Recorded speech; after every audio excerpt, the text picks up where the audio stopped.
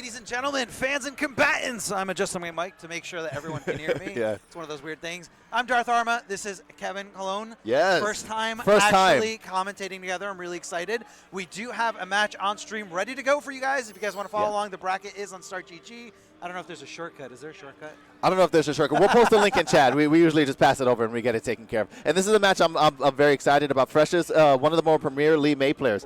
Kind of in the bubble with like Dab and all of those that are just constantly posting tech online. He's gotten known for some of them. He's a big fan of a couple of shells. I'm curious if he does look like he's going to go Lao for this one. Versus Baraka Cyrax, a shell that's kind of gotten a little bit adjusted. So you see it a little less, but Alex seems like he still's believing it. I'm excited to see if it plays out the way that he's hoping. Yeah, he's definitely going to be looking to do Lee May things. Not going to be able to get too much in terms of like damage conversion, but it looks like he's going like the more safer route, like just more solid pressure constantly, low hat, projectiles. Yeah, and I think even with the Cyrax cameo, right, like you do have the implementation of the Cyrax net as kind of like a zoning deterrent, but Lee May projectiles and the combination of that and Lao hat is going to cause more of a deterrent, where Baraka's going to have a harder time closing that gap without a better answer to it. Yeah, no, he needs to get his way in there, trying to armor through there with that enhanced chop, but just a little too far away, and I believe that was a flawless victory. Yeah, and this I didn't mean to choke you up. No. You're like, whoa. No, I'm just having the thought, too, because both of these characters, usually Lee May, right, you'd see her played more often with the Scorpion Shell. She still has pretty strong access to damage outside of it, and Lao's obviously going to give her more utility with the Hearts of Blockables, more setups to get that damage, but this is her dream scenario, right? As long as she has corner, she's not really worried about not getting access to it. Oh, I thought that was going to be a double flawless here. Are we going to see a brutality? Looking for something here. Ducks under the throw, denying him that access right to it. The low hat. Yeah, right now it seems like this strategy is working wonders for him. Overextends, trying to close the gap. And this is going to be the tail of the tape for Halleck right now. Needs the opportunity to figure out a better way to close that distance between him and Fresh. And then, of course, by the time you close that gap, you are still dealing with Lee May. Yeah, you're dealing with, a ton. She's a great character up close, too. Yes. Up close, far away, so much potential for damage. If there's a lantern in play, getting a little crazy there with that super unsafe spin from Baraka. Speaking of spinning, here comes Kung Lao with the assist and pushing him right to the corner. This is not where you want to be in any fighting game. Down two's out of here. Listen, I like the strategy. And if Halleck really at this point just needs to be able to close that distance and fight for a knockdown, right? Baraka's going to do a great job of being able to implement a very strong meaty game, the double hitting normals, being able to beat out most of Lee May's wake-up options. But if he can't get his momentum started here, he'll have a hard time finding it. Fresh again. Just not getting off of his back in the corner. Finds it again off the back 3-4. The Lao pickup. Easy conversion here from Fresh. Halleck looking in a world of hurt right now, completely lost in this corner, trying to get through this onslaught of pressure between the low hat and the projectiles from Lee May. Trying to answer some projectiles himself. Overhead, converting right into that lantern. You got to watch out. A little too tricky there for him. Chop, gets right under. I love it. You know what? I will say as a note, too, Halleck has not made great use of the Cyrax cameo so far, right? Like the net could buy him the neutral that he needs. Oh, the overhead again before I even get to finish making the point. Fresh go ahead and solidifies his. A nice easy sweep, no problem there at the end. Going right into game number 3. Or is Halleck going to take a little breather, a little time to just kind of collect No, he's going to go straight back in. I would have went for a momentum shifter too, right? Like a little bit of a... Yeah, let me breathe, let me think. Yeah, see, now you're constantly thinking of the projectiles. You're trying to duck under them to minimize the chip, but that's where the low hat complements it so well. Yeah, and I didn't hate the idea that he had originally of using the back forward 3 armor with Baraka to try to get through it. He's trying to use like the air option to avoid the Lao hat, but it's just making him more susceptible because Fresh isn't pressing that hard. No, not pressing hard at all. Just kind of waiting and just buttons after buttons. No crazy throw, no crazy risk, and that was enough. And that's more the utility, again, that she gets out of Lao hat, right? Like she's so strong in the corner. This is like her dream setup. And then again, at distance, especially in a matchup like this. Okay, we're getting going here. The copter totally misses, though.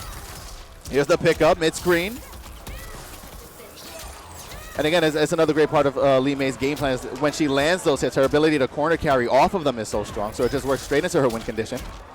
We're going to go for it again here. And now we still have the implementation of Lao hat. So we can either do frame traps with Lee May and her base kit or Lao hat for either free guaranteed hit or to be plus. And this is going to be a steep hill to climb if he wants to get out of it. That back 3-4 going to secure it. Oh, we got the brutality on stream. That's our cotton tenderizer. Oh, where'd his face go? she's just like, wipe this face off my knuckles. I don't want it here anymore. She's sassy. Yeah, it gets caught in between the fingernails. It gets awkward. It's gross. You're going to have to get a re-manicure after that. Yeah. It was a great first game, great first showing. Tough matchup to deal with for Baraka, I'll be honest. At least specifically with that shell. I think had she gone for Scorpion, her ability to keep up in damage would have been great. Yeah. But she wouldn't have had the same control over neutral that she had access to. And I think that caused more of a problem. I think Halleck did okay when it was time to box a little bit, but that zoning, I think, just mental stacked him to the point where by the time he got there, he wasn't sure what to do. Yeah, and that's what it is with the Kung Lao hat. It starts up so fast, like even though it is a summon cameo and not an ambush one, you're just so free to move like immediately after sending it out, throw your own projectile, try to close in the gap, go for fun blockables. Yeah. So much utility there. And with I love the combination between the Lao hat and Li Mei's overhead. Yes. It's so easy to connect, like in almost any situation. So yeah, it's super unsafe if it gets blocked, but good luck blocking it. Yeah, no, it's a hard time. And again, I think if he would have been a little more aware of the fact that he had Cyrax. Yeah, right? I feel like I didn't see a single net. I didn't see a single net. By the time he did go for combos, it looked like he was a little unsure on the conversion, right? Went for vertical in ways where it wouldn't work. And also, even though it's, like 22 seconds of cooldown now, right? The implementation of getting to still steal another turn in a matchup where it looked like he was really fighting to get those could have been so helpful. He really just needed knockdown. He just needed to find where knockdown wasn't that match, and for 3 games he couldn't. Yeah, no, it was tough. I mean, the low seemed to open up opportunities for him. Didn't really like drop the combo until, like you said, it came to the Cyrax stuff. So maybe not warmed up, maybe it could be. not so familiar. There's also, for some people, it's tournament nerves. I feel like I watch a lot of competitors. Playing on stream doesn't help. It does not help. I do feel like there's a lot of competitors that they get very comfortable in their game plan up until it's time to perform it live. Yeah. And then they just start hesitating, and sometimes hesitation is its own secret killer. Here's a player we're all familiar with, last night's champion of Injustice 2. Yes, and put on a showing last night. The Poison. I want to boot Injustice 2 back up now to play Wonder Woman. I was so excited watching it. Just for that? Just for that. I was looking at it before. Going to be taking on Nicky here. I actually haven't caught up with who Hendakid has been playing in MK. Have you been more aware of it? I'm actually not sure either. It was a little weird seeding him because I was like, I know he's a good player, fundamentally solid, but I didn't have any results for him.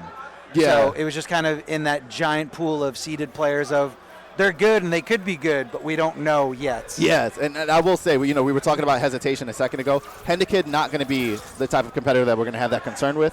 Whatever he's labbed out, he's going to be very confident to pull off. It's just going to be a matter of ascertaining the setup. I want to give a shout out to Chelsea and Noah, my wife and my son who are watching.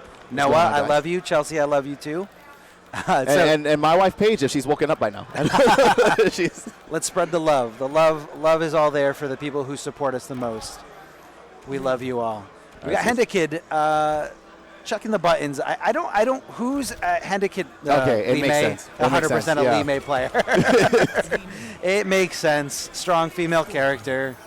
Well, this tends to be the tail of the tip. We had a similar situation. Right? You come to this offline. Li Mei is not the character that I would expect to see so often, but she is kind of just the one that we're continuing to see right now. Back-to-backs.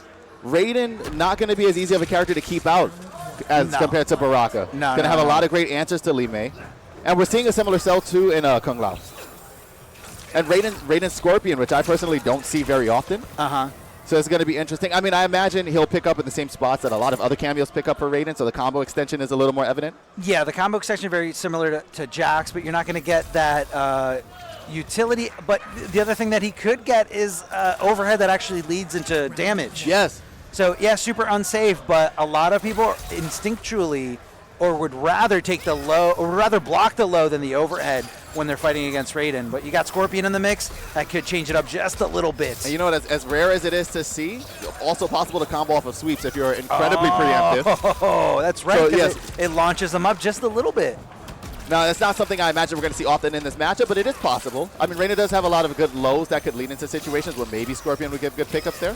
And then, of course, there's mixed opportunities. If they're too worried about, like, the lows here, right, you could get a little sneaky with the overhead call out. It tends to be, for some reason, a cameo usage that no one can block. Everyone tries to do the mix-up with Frost, and I feel like Frost gets blocked all the time, and the second you start pulling out Scorpion, nobody can see him anymore. That's right.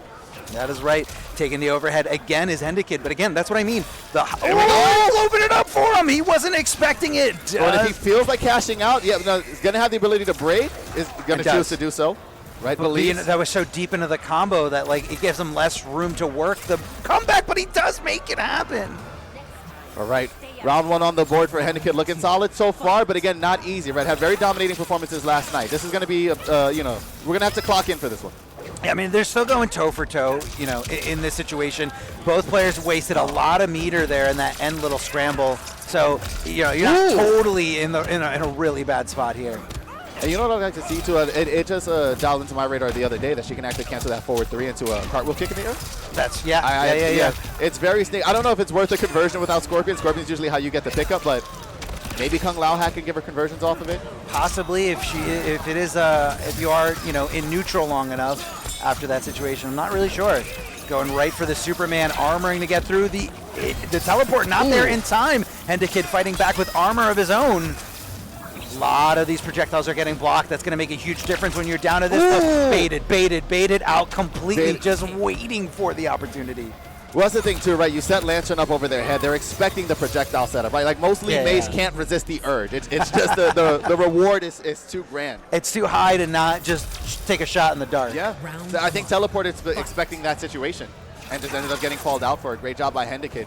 Yeah, one level right above his opponent in terms of mind games. And I will say, too, I don't know how well, given Raiden's armor move, he's going to be, but Lee May does have a lot of gaps in her offense, so it would be a lot of guaranteed corner carry if Nikki is willing to spend the resources, melt a couple of sticks of butter to carry her over to the corner in those exchanges, but it also depends if he even knows where those gaps are.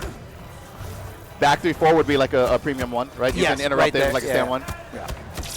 Going right through there. That's going to be a nice punish from Hendakid, amplifying it for a little extension on the juggle. And fighting back here, back to back. I mean, come on, when you knock someone down with your armor, 9 out of 10 times they're going to give you armor right back. We call it in the business getting that lick back. And honestly, that string from Raiden 2 also interruptible. But again, it's easier said than done, right? When you're mentally stacked, when you're looking out for a lot of his other options, you're not always going to take the chance of down 1, but you have the ability. I love Hendakid's challenge on the stagger there, which is what got him out of this corner here. Once he called it out, poking back with stand 1-2, and he's just able to get something going here. Doesn't block the overhead, doesn't block the double low here. Oh, this is all Hendakid here. Oh, remember, we just saw before, Fresh proved that Kung Lao could give you pickups in that corner. That could have been a death sequence.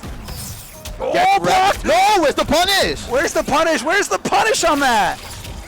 The sweep at distance, yeah, now the non-committal back two is such a strong tool for Raiden, and the Lao hat going to be the difference maker here for Hendakid. I wish the score was reflective of how close these sets were. They're both very close games, absolutely. And, you know, that's, as a competitor, when you're down 2-0 after a sequence like that, don't let the scoreboard, you know, mess with you too much. You know that they're right there. Know that this is in Kombat League and that you have time to adapt. This is 3 out of 5 for the whole tournament here at NEC. And I will say, too, Raiden would have a decent job doing some counters on into Lee May, too, right? Has some strong options that we really haven't seen Nikki entertain that kind of distance game.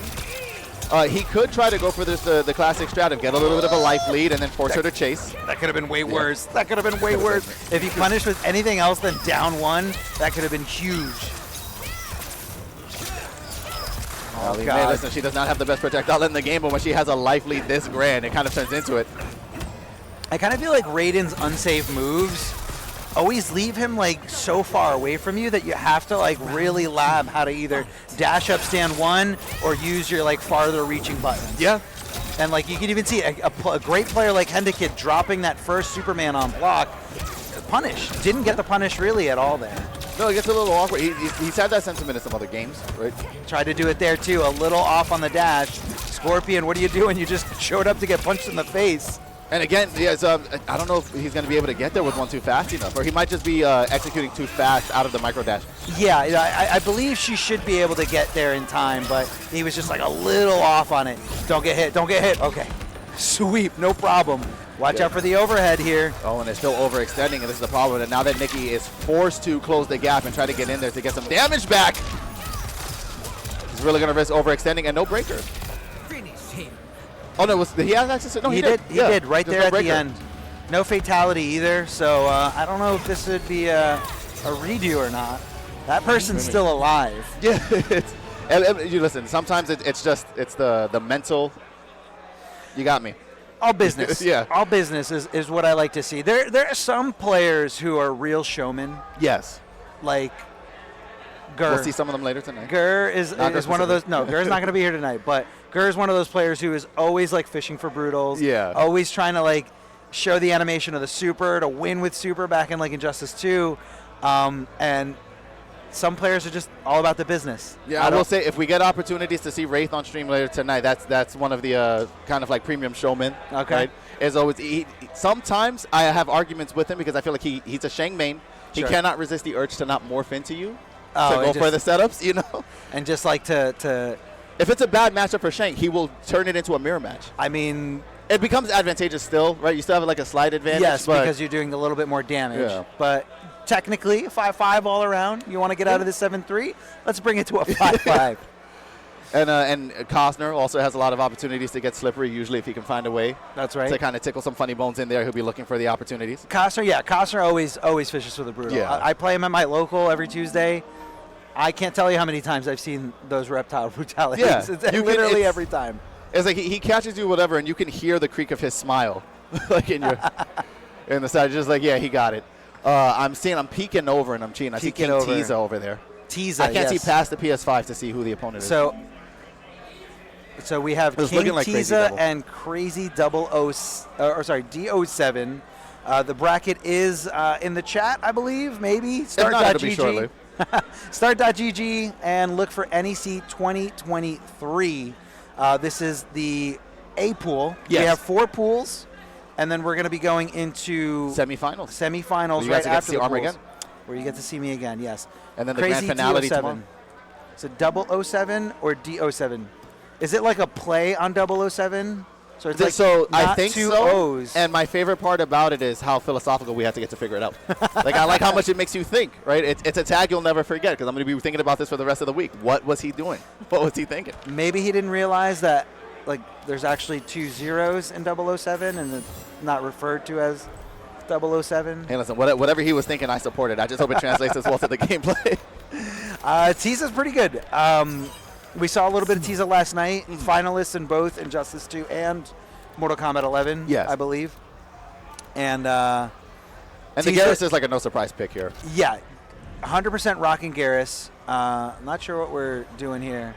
We're checking for updates for some reason. Well, I will say so. there was a bug earlier in the game's lifespan where you would reset controls and they would not fix until you either restarted a match or backed out the menu. So maybe he's just playing it safe. Maybe. Which I'm not against the idea of. I don't know. Tiza's a veteran up there. He shouldn't be messing this up. Hey, listen, if he's concerned about something, I trust we should be concerned about it. That's okay. That's okay. All right, so we're rocking here. We got Tiza with Gears. Now, Tiza was talking about how playing Mortal Kombat 11. We're not seeing Lee May again. No more Lee May. Finally. He was saying how it was like messing him up playing Mortal Kombat 11 because he's playing the same character. Yes. And the meter burn is different. He kept trying to like hit block to meter burn. Yes. Well, that is like one of the concerns, right? Like you're playing a hold back to block game. Yeah. And then a different amplified game. Yeah. You come in, and then you have a different moveset in this one. And then you're playing the same character from the second game as the third game. So very fun. Tiza spent a lot of time warming up. So that's fine. I think he's going to be okay. I did see him playing against the Smoke, warming up prior to his pool. So I think he's going to be going into this. And come on, how many Smokes have we run into online? Yeah. Where you're done with the set and you're just like, if only I had to play you offline, that stupid teleport wouldn't have worked. This is the opportunity, especially the Smoke's Arena shell where you have to be concerned at full screen, at all times. Pre-confirms for Smoke everywhere. I mean, this is kind of like if I could dial the essence of Kombat League down into one main shell, it would be Smoke's Arena. Smoke's Arena, of course. Those overheads right into the Serena rangs, like, yeah, try to do something about it, because most characters really can't. Yeah, and I like here, too, this is one of the earlier signs of somebody who's a little more versed with Serena rather than somebody who kind of uses her as a, forgive me for, the potentially offensive terminology, but baby's first cameo, Not fully committing to a back Serena all the time. I mean, you know what? When I see a Smoke playing Serena or playing with Serena, I can't help but think, do they know how to do the cancels? Yeah, well, it's one of those, right? I get, when I don't see Serena, I get more concerned. Right? You're like, oh, man. I'm like, oh, we got past it. We got past those cancels. And what should have been a guaranteed round. Overhead, baby. Overhead. Smoke players love to end the rounds with that overhead. Rena rangs, let it rip. But that would have been an easy kill for Tiza had he blocked that overhead. Yeah. Just a down 4, a down 3, anything. Smoke had nothing left on his health bar. Or had he just read the wake up too, down back 4 is so incredibly minus. And Amplify does not give it any armor, right? That's not going to be his armored wake up. So as long as you see it coming, it's usually very easy to snipe out. Here's going to be Tiza taking advantage of the combo here, getting the corner carry and a nice 36% on the board. Ooh, overhead, watch out. Coming right for you. Nice little tackle, just kind of keeping it honest, keeping it as safe as possible. I believe there is a flawless block gap there, but, you know, not really something you see until you get to a super high level. Yeah, and the overhead for Garrus is a great knowledge check tool, too. While most characters have an answer to it, not every player is familiar with it. That is going to be with Punish City. And now trying to catch him at distance. A little bit of the feeling out process is going to be guaranteed punish. He was waiting for that. Oh. A little bit of a draw, but it's going to be high meter advantage for Tiza here, sitting on 3 sticks of butter. Crazy DO7 not going to have access to breaker for a while, so this is going to be a little bit of an honest bit of neutral for him here. Oh, blocks the overhead, but was expecting Serena, so just kind of waited for his turn. What are we going to see here? And just going to take the easy. And I will say, to pick up on your note before, right, we haven't really seen the cancel game get introduced yet. No, not really. I feel like you don't really need it with Serena just because you get so much easy access. I mean, I don't want to say easy, but that's what it is, right? Yeah. It's easy access to damage. And it's, you know, complements with lows and overheads very, very well.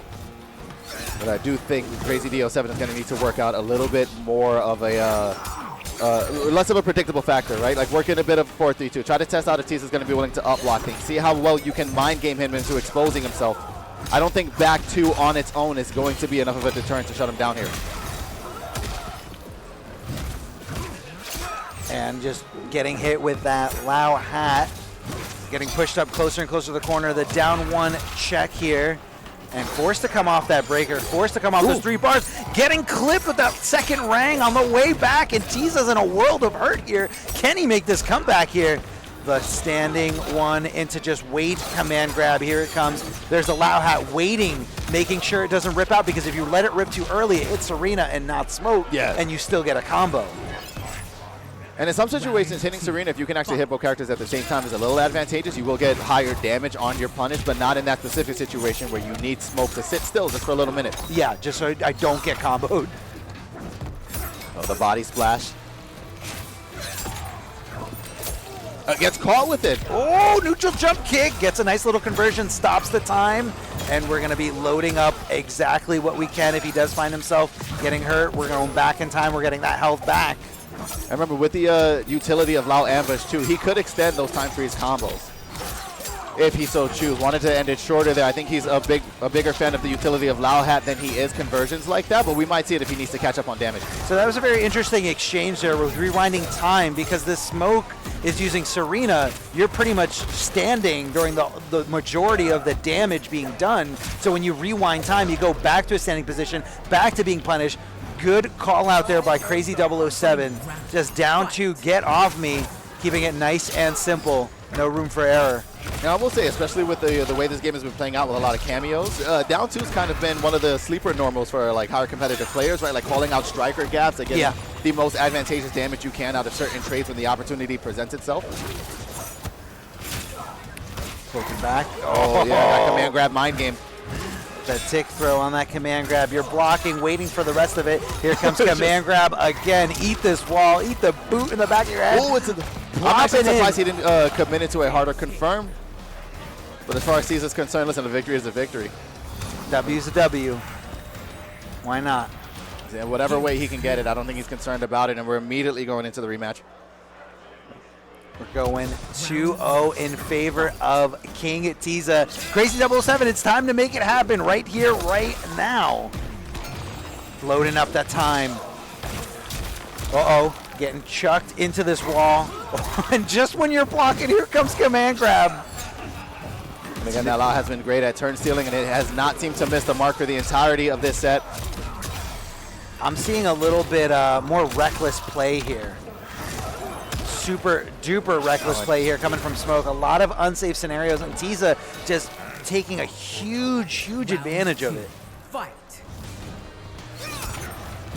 And I think ever since he started implementing that command grab mind game, like he realized that DO7 is too comfortable turtling on his pressure, and it's going to open that strike throw, right? The second he starts reading the throws, it's just going to open easier confirms for Tiza on pressure.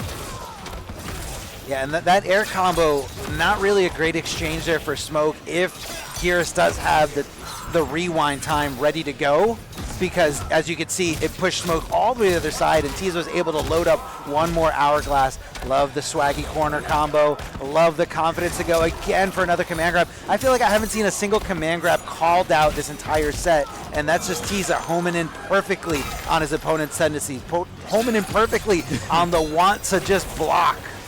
Right, and it's because I understand too, there are some matchups, you hear it from like a great litany of competitive fighting game players, right? Like take the throw is essentially what we've heard for years.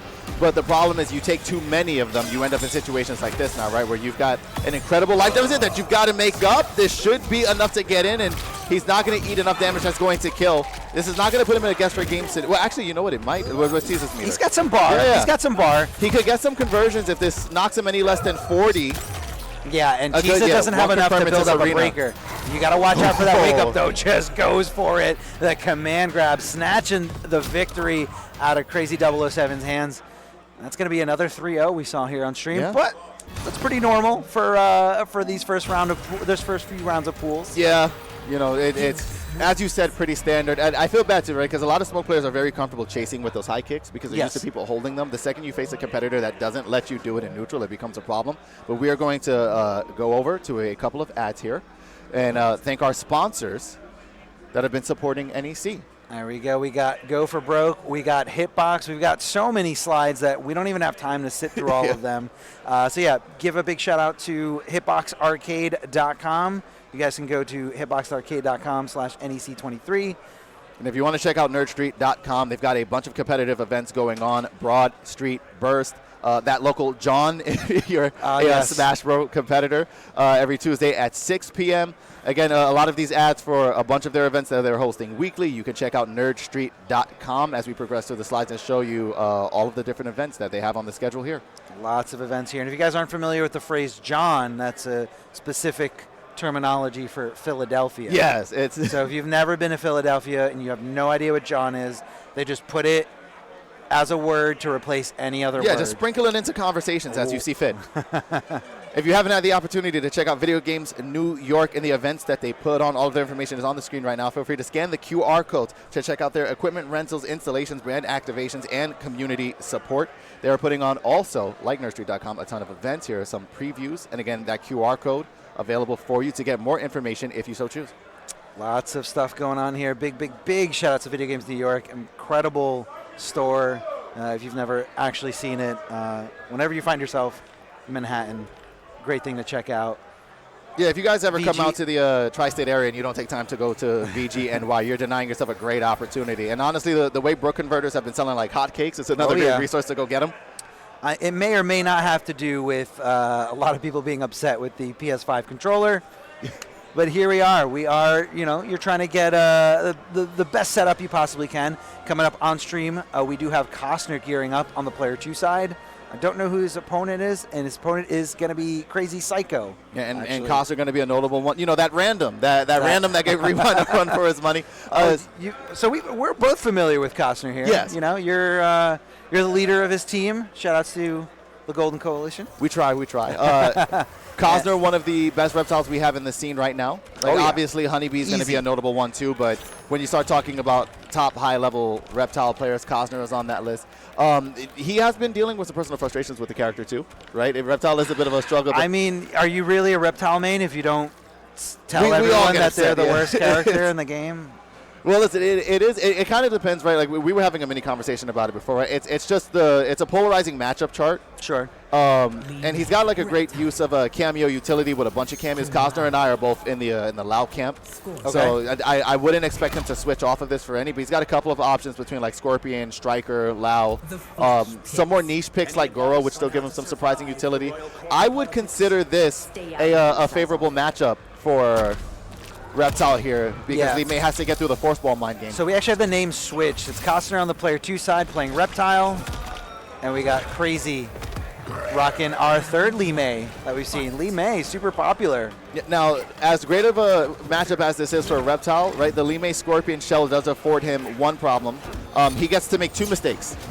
If he slips up twice, he will get hit every time for 40% and then put into the corner practically. Yes. And then have to deal with the Lee May mind game once he's in there. And Reptile doesn't have the fastest frame data to get her off his back. So we have a really good Lee May player at our local in Rahway, Jay George, who you're going to see in the bracket a little bit later.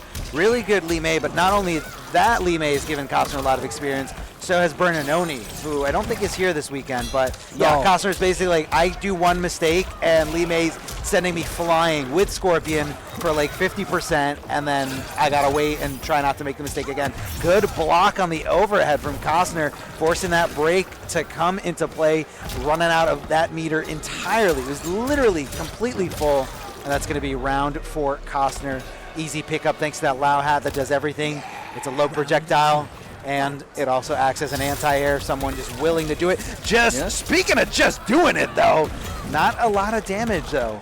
No, unfortunately. I mean, Lee May needs to pick off of very specific conversions. I mean, Scorpion does increase her utility to get damage off of almost everything, but she does have to play this weird, awkward neutral game, right? And the larger of a life lead that Reptile can ascertain, the harder it is for her to close that gap and get to him.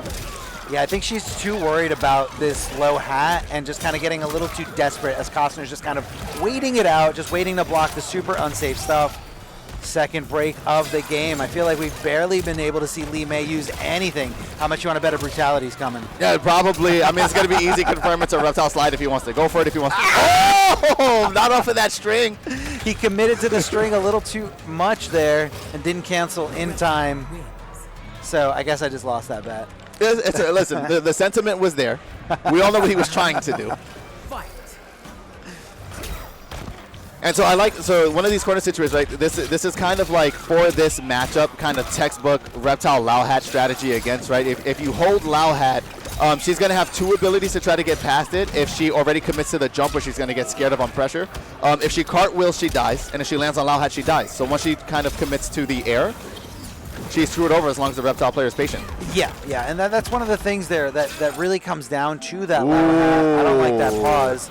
I don't like somebody not desyncing the controllers, and a veteran like Cossner should be all over that. Oh, I'll be judging him for it later. You're going to have a team meeting with Cossner later.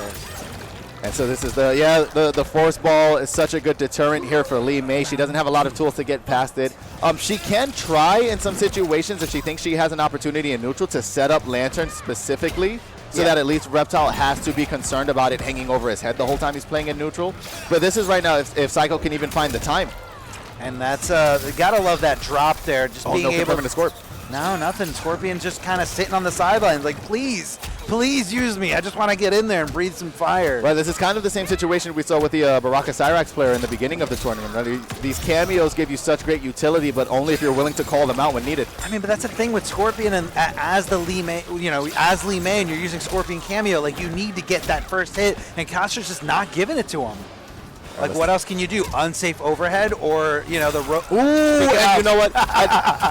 That's not only a great one, too, because people think that it's solely because of the mix, because the back 3-4, the second hit is a low, but it's also an interruptible string. So if Cossner, which he tried to do, goes for the interrupt, I know, unfortunate, and the back 2 slide cancel. And again, we see no brutality, so maybe Cossner's not in the mood today. Not in the mood today. That one might not be unlocked. I forgot. To be fair, you know what? I did have one of my friends, Migo, upset that we were playing on a PC copy last night, and we did not have his brutality, so it was a long night for him.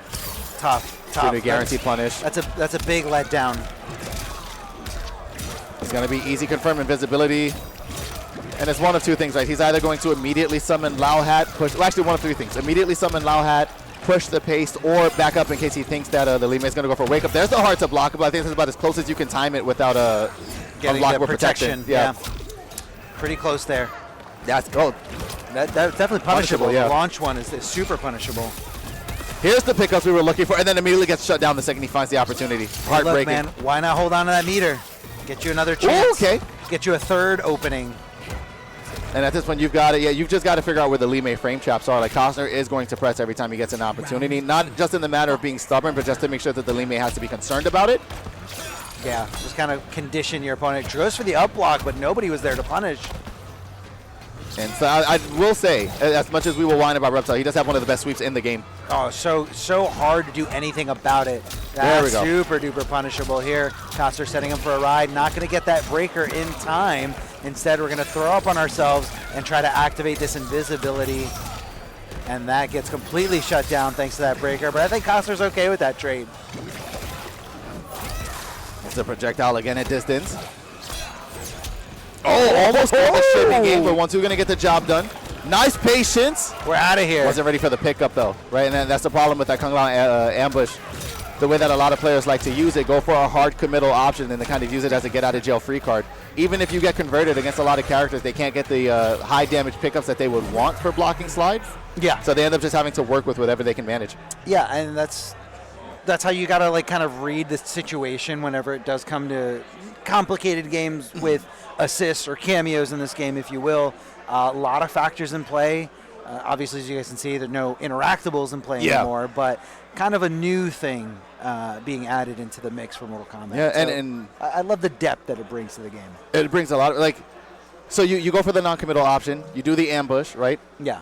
You either just take a lot less of a damaging punish that you would, so there's kind of no reason for Reptile to not do it in that situation, or in some situations you get to finesse a full combo punish, and it kind of turns into the same frustration that players had with breakaway mechanics in Mortal Kombat 11, where you can kind of time it in certain situations and end up punishing for them for their hit confirm, where they had to constantly adjust their route. You now, with that Kung Lao ambush and some shells, have to adjust your punish to not end up in the same situation. Look, man, I'm an advocate for being able to still play while you're getting hit. Like, Yeah. you gotta make those decisions. You gotta read what's going on the screen, what my opponent is doing, what route they're taking, where they could leave themselves susceptible. So I'm for that. I'm all for that. I mean, listen, if you want to be the best in this game, especially a game that's a lot more chaotic the way that Mortal Kombat 1 is, you've got to find every advantage that you can.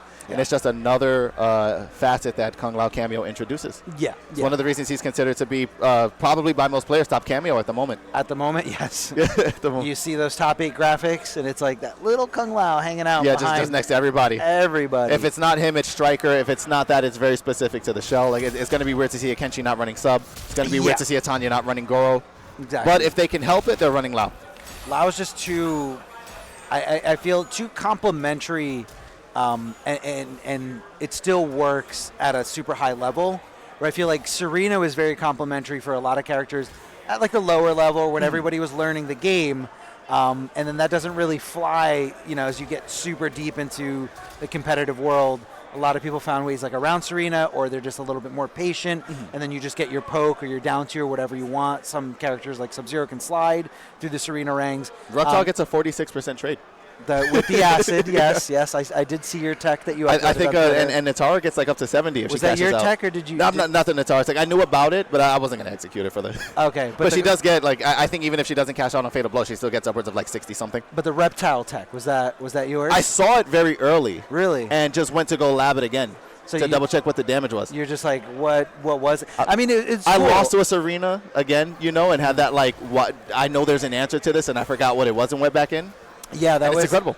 It was who was posting early on in the game's life where they were like showing you how to punish all That these one was different me, yeah. cameos. Well, I know there was somebody else that was also, was it Cease who was posting a lot of stuff? No, it wasn't Cease. It was starts with an S. I'm forgetting his name and I feel like a jerk. Shenless. Yes, Shenless was posting tons of Oh yeah, if you guys need the YouTube content, he's got an answer for every move in the game on his channel. Yes, so Serena was one of those, and he was showing how to punish with every character, or how to get the most you can. I don't know if Reptile was on there. It probably was. I mean, Reptile's answer is it's the same thing. You just do back forward 4. That's like the easy answer. You just slide through. That's the easy answer. And Yes, you get corner but carry. the complicated one is definitely with the acid. Yes. I want to say the day before I saw you post that, Cossner went on a rant telling me how useless that move is. He's like, there's no reason to do it. It makes no sense at all. And I'm like, I think I just found a reason to use it. I will say, right, in his defense, outside of maybe 3 scenarios, it's useless, right? So you have that trade. You have some situations where the extra 2%, more than 0. The extra 2% that it offers will kill before they get breaker, and you can confirm it with Motaro. and that's about it. Just saying, there's a lot in this game. A lot of weird properties that these cameos put, a lot of weird situations that these cameos put you in. So you got to explore your options. I will say, I don't think Reptile as bad as Cossner makes him out to be. I don't think he's the best in the game, but I think he's not even on stream right now. We're putting him on blast. That's the problem when you're friends with both commentators, and we have to listen to it all day. We just have to make fun of you. All right, we got Sundula on the stream going up against Hendakid. Sundula is a dear friend of mine who I've known competitively for a very long time. Guys, believe it or not, Sundula was one of the best Pokken players in that era in the United States. Like, incredibly patient, like fundamentally sound player. He was really good at MKX, and kind of always had at least one or two toes dipped into the NRS pool. So there's definitely not going to be any slouch play here. Hendakid, as we saw on stream a little earlier, really formidable NRS player, playing a lot of different games at a super high level. Yeah, I mean, if you go I could see this game going either way. If you go through Dula's resume, it's actually ridiculous the amount of titles that he has medals in. A lot of people don't know. A lot of different games. I remember one time getting the privilege of getting to watch somebody meet Dula who didn't know what he was, and they go, "Did you ever like win tournaments?" And you can imagine how lengthy the speech was after. Let's see if these Sindel sub conversions are just as lengthy as they would be when they finish this button check. My favorite story of Sundula is one that I know personally. Him and Cloud, shout outs to Cloud. They're from Jersey. They run the Pokken event in Jersey, and the guys out in LA were saying, no, we're better than you guys. So what Sundula and David did is they took a one-day trip to California just to beat them at their local, and then they flew back the same day.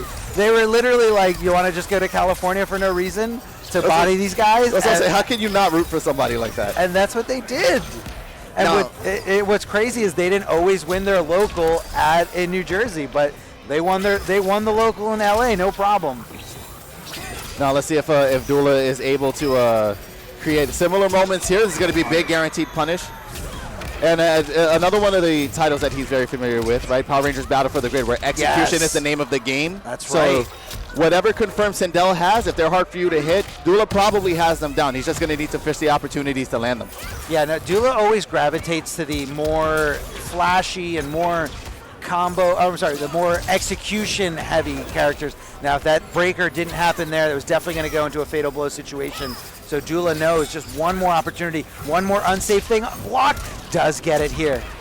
Perfect opportunity here for Dula to go into that fatal blow and just secure the round. You're going to take that, especially knowing that you force your opponent to come off 3 bars. Yes, you got rid of your fatal blow, but totally worth it to send a message and to start to tone for yourself. Yeah, listen, I've always tried to continue to move forward with this sentiment, right? A fatal blow was never a wasted one as long as it guarantees a round. Yeah, definitely not a wasted one. You got what you needed. Let's get it done. Good block of the overhead from Dula, knowing that the safe route was going to be coming out of Hendakid. Flipping over the other side. I thought that was going to pop him up, but it did not. Throwing on that Sub-Zero freeze to deal with any projectiles coming your way, and that does include Lao Hat. Yeah. And also gives Incel, remember, that increased utility too. Gets to confirm into Sub-Zero, get a guaranteed snap setup so that he's more actively available throughout the entirety of the round. And then continue to push the pace. Of course, it is different, right? There are a lot of players that will kind of like put on the Sub-Zero ambush in spots where I feel like they do it on Okizemi, which is interesting to me because one poke immediately shreds it off of you. Yeah, it's a little weird. That's definitely what I'm looking for when my opponent does armor up or vest up. I'm just like, just down 3, down 3, down 3. Get it off, Come on, get it off. I understand you're trying to make a cool fashion statement, but not right now. Walking into the corner, and that was a good challenge from Hendakid. Questionable breaker there from Sundula, considering how much of a life deficit this is.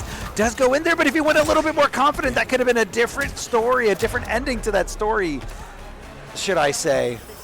All right, well, let's see here. We've seen a little bit of action from both of them. Every single round has been close so far, so I don't imagine this is going to be a 3-0. Or at least, I don't imagine. You never know. Sometimes these sets are close, and then they play out that way anyway. That's true. It does come down to clutching it out. The score doesn't always reflect on how close the sets are. Ooh, interesting standpoint trade from both of them. And Sindel is, I do believe, I would consider her to have a little bit of advantage in neutral solely because of that forward run, right? Like access to some version of a disjoint. Oh, drops the pickup. Doesn't get that corner combo. Very interesting here. Unlike Hendakid to really drop in that scenario. That was interesting too because Dula floated hoping to bait out that anti-air attempt, was correct, but did not get the punish he was looking for. Oh, gets through. Right in. And this is always the difference with how comfortable somebody is with Sub-Zero shell to me, right? You'll see a lot of players put the ambush armor on and then still kind of reflectively block projectiles, forgetting they can just walk through it, and it kind of takes away the advantage of doing it in the first place. But Dula fully confident in that last exchange. Now has to be very careful because any touch here will get the job done. We're vested up. We're vested up. I mean, yeah, you're going to force him to spend breaker. Yeah, not going to have the bar. Oh, Sub-Zero did get sniped there. You can't win games by hitting a cameo, by the way. That poke now gets even worse. I mean, we were basically in a one-touch situation. But he could have last breath. That was Hendakid throwing the game away. Potentially had Sandula blocked there. So that was just the right call from Hendakid. Completely just disregarding the last breath mechanic there altogether. I think that was a ballsy move. I do too. Listen, I always try to share a sentiment with a lot of these competitors, right? You have to walk this like silver line of being very fundamentally strong, but also having that courage, right? If you don't introduce it, you can have a very strong technical base, but no layer of unpredictability means people are always going to have an answer for you, right? You've got to throw in a layer of surprise somewhere. That's true. That's true. Sometimes people will just say, hey, this guy's going to respect me. This guy's going to respect plus frames every single time, so I can abuse that on them. So, yeah. People get frustrated, especially a character like Li Mei with all of the gaps she has in her offense, but they're there for a reason, right? To show the Li Mei player that you're willing to interrupt, it forces her to hesitate. It gets you out of her mind game a little bit. Oh, little drop by Dula. Had he committed to the whole string, that might have opened him up for something else. Does get the confirm into the stream. And going to add some damage thanks to that air projectile being amplified. Tons of damage here. Almost 40%. Just down 2. Get out of my face. Wake up, baby. Let's go. We keep talking about it, right? Turning the favor. There's another case of getting that lick back. Unfortunately, loses corner. I don't think in the manner that he wanted to. But a round secured is a round secured. That's it. But Hendakid going to be able to really get himself back in the mix here. Just to pick up again. And now just going to work it into. I wouldn't be surprised to see Kung Lao come out in a second or two just to cover. Yep. Yeah, just make a little bit more extra offense for you. It comes back so fast, so why not? Yeah, I mean, they reduced it to where it's supposed to be basically quote-unquote 2 uses, and I still feel like you get 3 or 4 as long as you pace it correctly. Yeah, it's still super fast. Again, here's the frame touch trying to check. She is plus off of that exchange, or at least not punishable. Let go of block in that perfect scenario here. Sandula taking advantage. A beautiful corner carry here, but drops that little ender, gets a weird little trade, and doesn't get too much from it. We're going to vest up again, going right through the vest. No projectiles home. A little bit of threading the needle to get under that there, and now these projectile trades. And there are some characters where their amplify will nullify all of the zoning tools going towards them. Tindel is one, Tanya's another. He just did it. Oh, but he wasn't able to confirm! Oh, forgive us, guys. We're both a little speechless trying to work out what the game plan is going to be now. I can't believe that connected. I mean, she did have the breaker, so that wasn't going to be the end-all, be-all, but you still have to open her up twice. There is only 7. Oh, no, she got stuck there. Yeah, I think he wanted the ambush and ended up holding a direction to getting an accidental cameo usage. So now not only will he not have access to it, but watch the cooldown for Sub-Zero. I mean, we're just going to close it out. Dula back on the board now just to make a case that it's not going to be as easy as you hope it would. And we don't have another 3-0 set, so cool. Finally, finally, we did it. We're here thanks to Sandula tying up the set 1-1. That scramble there at the end was so interesting because Hendakid had all the meter in the world, while Dula had a slight life lead, but a little bit, but absolutely no meter at all to kind of, get things tricky. So he just kind of stayed calm. Those max range screams though. Yeah, that took courage. And it's difficult to. I mean, we're switching off of it now, but one of the problems with Li Mei, while they both had access to Fatal Blow, is a lot of players in situations like that would like to use the Fatal Blow as kind of like an armor tool to get past projectiles. But Li Mei's is so slow on startup; it's pretty much close to not guaranteed at all. You'd have to be so preemptive. Yeah, it's bad. So she's bad, is what you're saying. I'm just kidding. In that aspect, yes. I mean, Katana will do a lot easier, but Job has a better one. It's not going to be as difficult to get. She can use it very well as an anti-zoning tool. It's Katana's, a lot of them, it's their favorite way to use it, in fact, if it's not a confirm. It looks like we're both using Sub-Zero cameos, mainly for the vesting up. And I keep seeing Dula using the wrong one. I don't think he wanted, or maybe he got hit while he was ambushing in there. So the vest never got on. It's one of the problems with it being the ambush, right, is that sometimes it could be a little hard execution-wise to stay mobile while getting it out and not making the mistake. Like, again, right, I don't imagine in any capacity he wanted shoulder at full screen. No. Way too far to really take advantage of that. I was very entertained by Dula's answer of not walking into the fan shop by just continuously poking. Down three, yeah. I believe it's down 3 or down 4. I think that's down 3. I think down 4 is a kick. I'd have to trust your word on here. I think you're right. Yeah, that's the down 4. Can you tell that we're not Sindel mains? No, definitely not. Not back 2-4 as such. It's one of the best shimmy tools in the game. I mean, back 2-4 literally just back 2-4, backdash, back 2-4. Is her scream considered a projectile? I don't believe so. I'm honestly not really sure. Like, I've never had that exchange. Because I don't play oh no, that's a bad hit confirmed. There's like a part of me that wants to run over and ask them while they're gaming. Hey! Hey, you want to try that? I want to see if it works. You know what I mean? Like, because if she's so confident, you know, she might get overconfident and not realize that, hey, the scream can still open me up while the Sub-Zero vest is still on. Good punish with that down 1 poking right back. Hendakid getting a great exchange in that situation. And just backing off. Yeah, oh gosh, gets that dirty. Reset. Yeah, Katanas love it. I mean, that's usually something you see more from the Jack show with her, right, where they're going straight for these kind of like hard to blockable guaranteed resets off of throw, but it is possible without it, and Hendakid just reminded everybody there's a shoulder for the guaranteed chip out. And you want to talk about a momentum shift the second that he switched over to Katana. Yeah, that was pretty one-sided. Dula sticking it out, though. Yeah. Sticking it out. No Same hesitation. Cameo. You know, we're going to have both Sub-Zeros supporting on both sides to try to get around projectiles, but I think in terms of projectiles, Katana's got a lot more options. Yeah. And she's severely downplayed by everybody. She does get severely downplayed. I'll be real. She is a demon character, and people do not want to recognize it. And that, which MK are we talking about? You know, every single one. Take your pick. Take your pick. Every single one. I don't want to. I've been here long enough to know it's every single one. Now, I will say she is a little more technically savvy, right? She requires more set play. Sure. In this game than she has in some of the past ones, right? Like, and I will say I don't mind it, right? I'll take that version of Katana over Highborn any day. Oh yeah. Right? I did not miss the meta version of that. Oh no. There's the shimmy game again off of back 2. And even with the break, I mean, it kind of still fulfills Hendakid's goal there, right? Like that combo ender for Katana, the whole point is to finish that combo and then create distance and go back to the zoning game plan. The breaker, which my friends and I started referring to as emotional breakers when they get questionable, right? Like, I think you were just upset doing it. Yeah. Okay, we just found out. We got our answer. I think Dula got his answer too. I guess stream doesn't go through. Ducks the throw, but unfortunately punishes with a down 1 instead of a standing string to get a lot of damage. But Dula's not going to let it put him in a bad mood or a bad mentality here, trying to stay positive, trying to focus here in this set. And you got to be careful because float could be a good answer to a lot of Katana's projectiles, but then she starts sniping that out with down back 3 instead, and you end up in the same situation. And I'll be real, based on just watching this matchup alone, if there's anybody that's been struggling with the Sindel matchup, maybe you want to start picking up Katana. This looks like a pretty good answer to it. Yeah, you have better zoning, and of course you got to have that Sub-Zero to really complement her so well. And here's the throw, and for all intents and purposes, this should be, I never sleep on the potential of a comeback, but this should be guaranteed. I mean, listen, we saw Dula make a pretty devious comeback before. We have. Does still have access to Fatal Blow, so really 2 open ups, and it could be Sun Dula. It's got to be clean, though. Doesn't get there in time! Last Breath mechanic is available here. Yeah, chip avoided. Could have blocked one more thing, and I thought he was... I guess he thought that the vest was going to get there in time, and it just wasn't there. You could see Sub-Zero like putting it on, but it was just a little too late. I mean, at that point, he was just there for emotional support, you know? But I think he was trying to, he didn't want to take a chance and block the fan because he could have blocked one more time. He had one more bar, one more last breath mechanic available, but I think he was just betting it would go through there.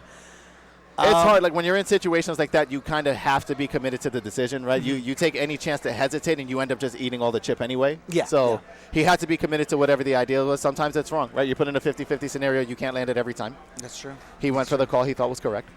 And I feel like that's Hendakid's answer whenever it comes to like a ton of zoning. And not that Sindel's like super zone heavy, but I think he's just like, you know what?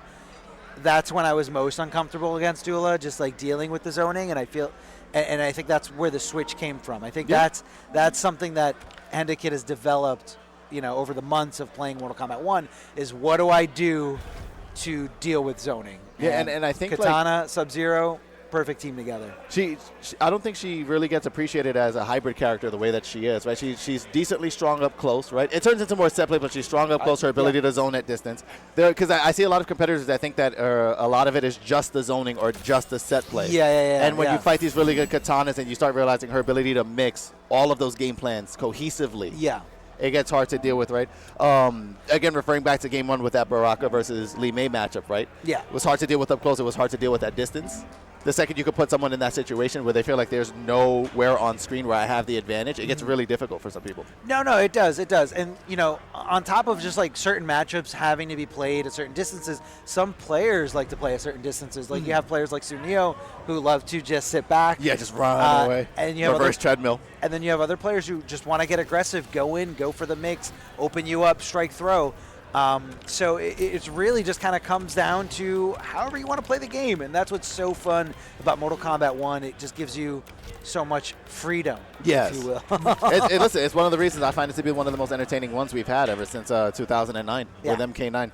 Of course, there's nostalgia factors to a lot of the old ones, but the gameplay in this one has been so unique, so different.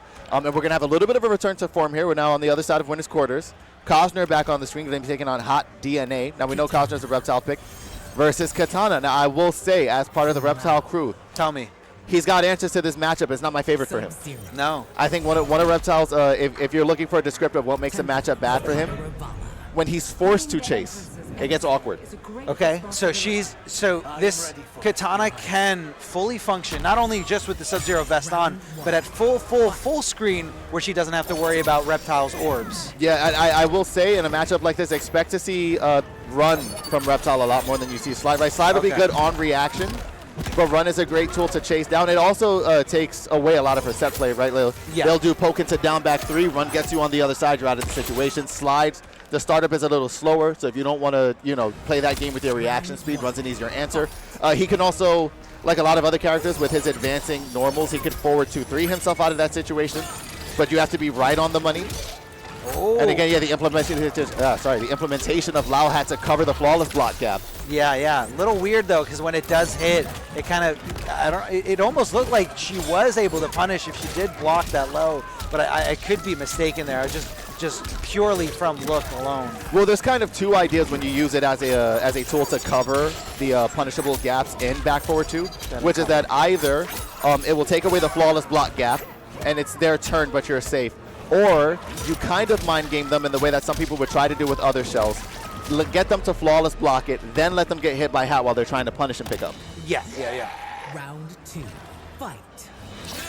Low Hat trying to make a connection here, trying to just stabilize Cossner's situation here. He doesn't want to let go. He doesn't want to let Kitana run. Like you said, Kevin, you want to close that gap. You want to stay right on there, and that's not really what I'm seeing from DNA. DNA not sitting back, even though Sub-Zero cameo is available to you. I'm just not seeing the pieces being connected here. Nice slide there. I would say one of the benefits for Cossner in a matchup like this too, at least compared to most Reptiles, I do feel like, myself included, a lot of Reptiles are more preemptive than we are reactive, whereas Cossner is solely waiting for a visual cue that it's time to now slide or it's time to run in. Katanas are usually preying on Reptiles' impatience. And Cossner, even though he's very aggressive, is also strangely reactive and in that way patient. Oh, yeah. He's going to be pickup, just going for straight damage. And I mean, I took time to explain how strong this matchup could be for Kitana, and Cossner is making it hard for me to make that point for everybody at home. I mean, at some point, you can have a bad matchup. You can have you can have a level 100 Pokemon going up against a type disadvantage against a level 50, and you're still going to see, a completely one-sided match. I will say, too, to be fair, Reptile is kind of on the list of what I consider this game to be weirdo characters, right? Like, you don't see him very often, and I feel like a lot of his game plan is set around unpredictability, right? Like, you have to, kind of just change it. You cannot be predictable with this character, otherwise the only thing you have is back 3. I will say, I don't think that he's a rare character. I feel like he's a character I run into a lot, but that could be just because I play Cossner a lot, but even in Kombat League. But I do think that every Reptile I run into plays totally different. Yes, It's hard. You very much have to deal with not necessarily the potential of what the character can do, but specifically what the player in front of you is doing. And there was such great potential for an incredibly flashy pickup there for DNA. I love Ended up the dropping challenge. it towards the end. I love the challenge by DNA there to interrupt the low hat, and Cossner just keeping it nice and safe, down 4, I believe. Yes. Round So stronger 1-2, and it's also like a great tool to set up kind of like his backdash back 3 game. It puts him at just the right distance. For some characters, against others, sweep is a better tool, but Cossner's looking for the slide all day, every day. Yeah. Like, that's all he wants to do. I just want to turn into an alligator, grab you, spin you, and just get you to think I can't zone anymore. well, that's the big difference maker that I was trying to mention before as far as like preemptive reptiles versus reactive, right? It's the counter zoning tool, but you are taking as much damage as they can push out if it gets blocked. Yes. The fact that Cossner's a little more patient means that a scenario like this where now he's going to eat this giant confirm into guaranteed reset potentially. Oh no, never mind. I think it Messes was up the trap. too off screen. Yeah. And I don't think Hot DNA realized how close to the corner he was. It's a little miscalculation on the spacing of the map. Now, let's see here. And this is one of the problems, like a lot of people will use up armor. Well, for Katana, right, she gets guaranteed utility out of it regardless of the opponent. But I have had a lot of competitors use it against me because they don't want to deal with the force ball mind game. And then it's just, you get reactive with slide and you shred it off again. Yeah, there goes the slide again here from Cossner. Oh, and I will say, if you're Katana right now, do not throw a projectile too far away. It's getting eaten. Oh, didn't get there in time. I listed 2 for you before. Lee May Reptile. The startup is too slow for both of them. I mean, you were setting me up to get excited over a fatal blow. Well, here's the and- thing is, I think, right, it's the problem. Everybody's been in that situation before, right? Like, you're looking for the projectile. You see movement, and since you're so dialed in Yeah. on looking for anything, I think Cossner thought he saw Fan. Yeah. And had he been correct, that would have closed the match out. I think it also helps that the trigger to pull fatal blow is just 2 buttons. You know what I mean? Like, you don't see that as much in a lot of other games, but 2-button fatal blow. Oh yeah, you don't 2-button have supers. to. You don't get the opportunity to abandon your pretzel input. Yes. It's like you did it or you did not. Like, there's no in between. Oh, gonna set him up again for the throw. Oh. Mistimes it though. Yeah, you got to be very careful with that. And I don't know if that was a delay wake up from Cossner. It could have been. There are some answers. There's also, in some specific scenarios, using Lao as a get-up mechanic. Yeah. For some katana setups, just gets you out of it universally. Yeah, Here's the run. it is a good wake up. Oh, he doesn't fall for it. He doesn't fall for it. Can he cash in here? Fatal blow going to be his opportunity to make this happen. Doesn't even need to do it. Gets the pickup. I'm trying to figure out if the fan I'm hearing in the back is responding to MK because the timing is interesting. No, it's definitely a Hot DNA fan. Yeah. Cossner kind of looked over and gave a little smile, a little chuckle. There's the slide. It's a great armored move. Oh, Lao's going to get hit, so we're going to lose access to that tool for a bit, but he's so close to getting access to him again on cooldown. Yeah, he's already back. Very hard to eliminate Lao cameo. Yeah, I mean, as long as you don't dip into the slower recovery moves, yeah, it comes back super fast. Went for the meaty instead of the confirm. I don't know if that was a decision based off of how close he was to breaker. I feel like in that situation, I still would have preferred getting him suspended. 2 nice pressure with the Lao mobility. Good jump in, though. That's definitely the right call. Whenever you see that force ball coming out, or whenever you think that force ball's coming out at jump distance, just go for it because you can get a full combo for the right guess. Not worried about that because she's vested up. Don't have to worry about the force balls. Don't have to worry about the Kung Lao hat. Just throw your fans and do what you can. And Cossner's turning this into a patience test now. Of course, she'll have the opportunity to ambush to get. Oh, jumped over and mistimed it. So now a waste of the Sub-Zero call. He's going to have an opportunity to go in. And a down 2, it could have been broken, but I think the right move was to not break. Yeah, reserve the meter. It was going to be very difficult after that to get up, and you might as well set up better advantage. But it's kind of like a similar sentiment for a lot of people. If you're going to lose the round, at least have the meter advantage, at least get better positioning. Sometimes it's worth like giving it up just to not be in the corner if you can help it, or to reserve the meter in the way that DNA just did. Exactly. Oh, the jump in does get stuffed before it does make that contact for the fun blockable. Cossner with a little bit of stagger pressure here. Super plus on that Kung Lao hat. Don't press a button because you're going to get whip punished. Oh, it had an opportunity to get pick up there. Didn't recognize it. I guess he was in block stun still from her jump right before she got hit. Doesn't get the regular jump and punch, and instead it's Cossner going for a throw animation as Hot DNA setting the situation up over again. I'm actually so surprised with the specific way that she came out of that animation. He wasn't able to stuff it with his jump one. That would have been a great combo confirm, especially now that she's lost Asex to breaker.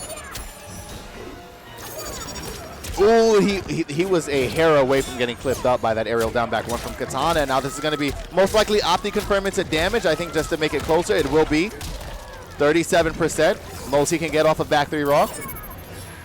And now we're going to see a similar game plan to the last one. She's going to land on Lauha. That's going to put Cossner up 2-1. DNA has found some answers, but the momentum now on Cossner's side. And if you can have winner's advantage in a set that this close, it's beneficial. I think what I saw a lot more out of Cossner in that last game was a little more patience, a lot less sliding.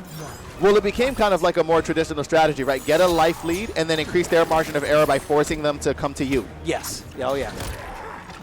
And then notice, too, being more cautious with the back to slide cancel. He's gotten punished for it a couple of times. I don't think he wants to take that risk anymore. No, now, you can kind of summon Lauhat first and use it to cover the tool, but the risk reward and the resources you need to go for it are not worth it, in my opinion. No, definitely not worth it. Oh, I like that chase with back forward, too. Yeah, a little desperate move coming out of DNA to get out of the corner, and Cossner sniffed that out a mile away. Well, a combination, too, of not wanting to first not stay in the corner, but also land on Lauhat was the other option. Do you agree with that breaker there?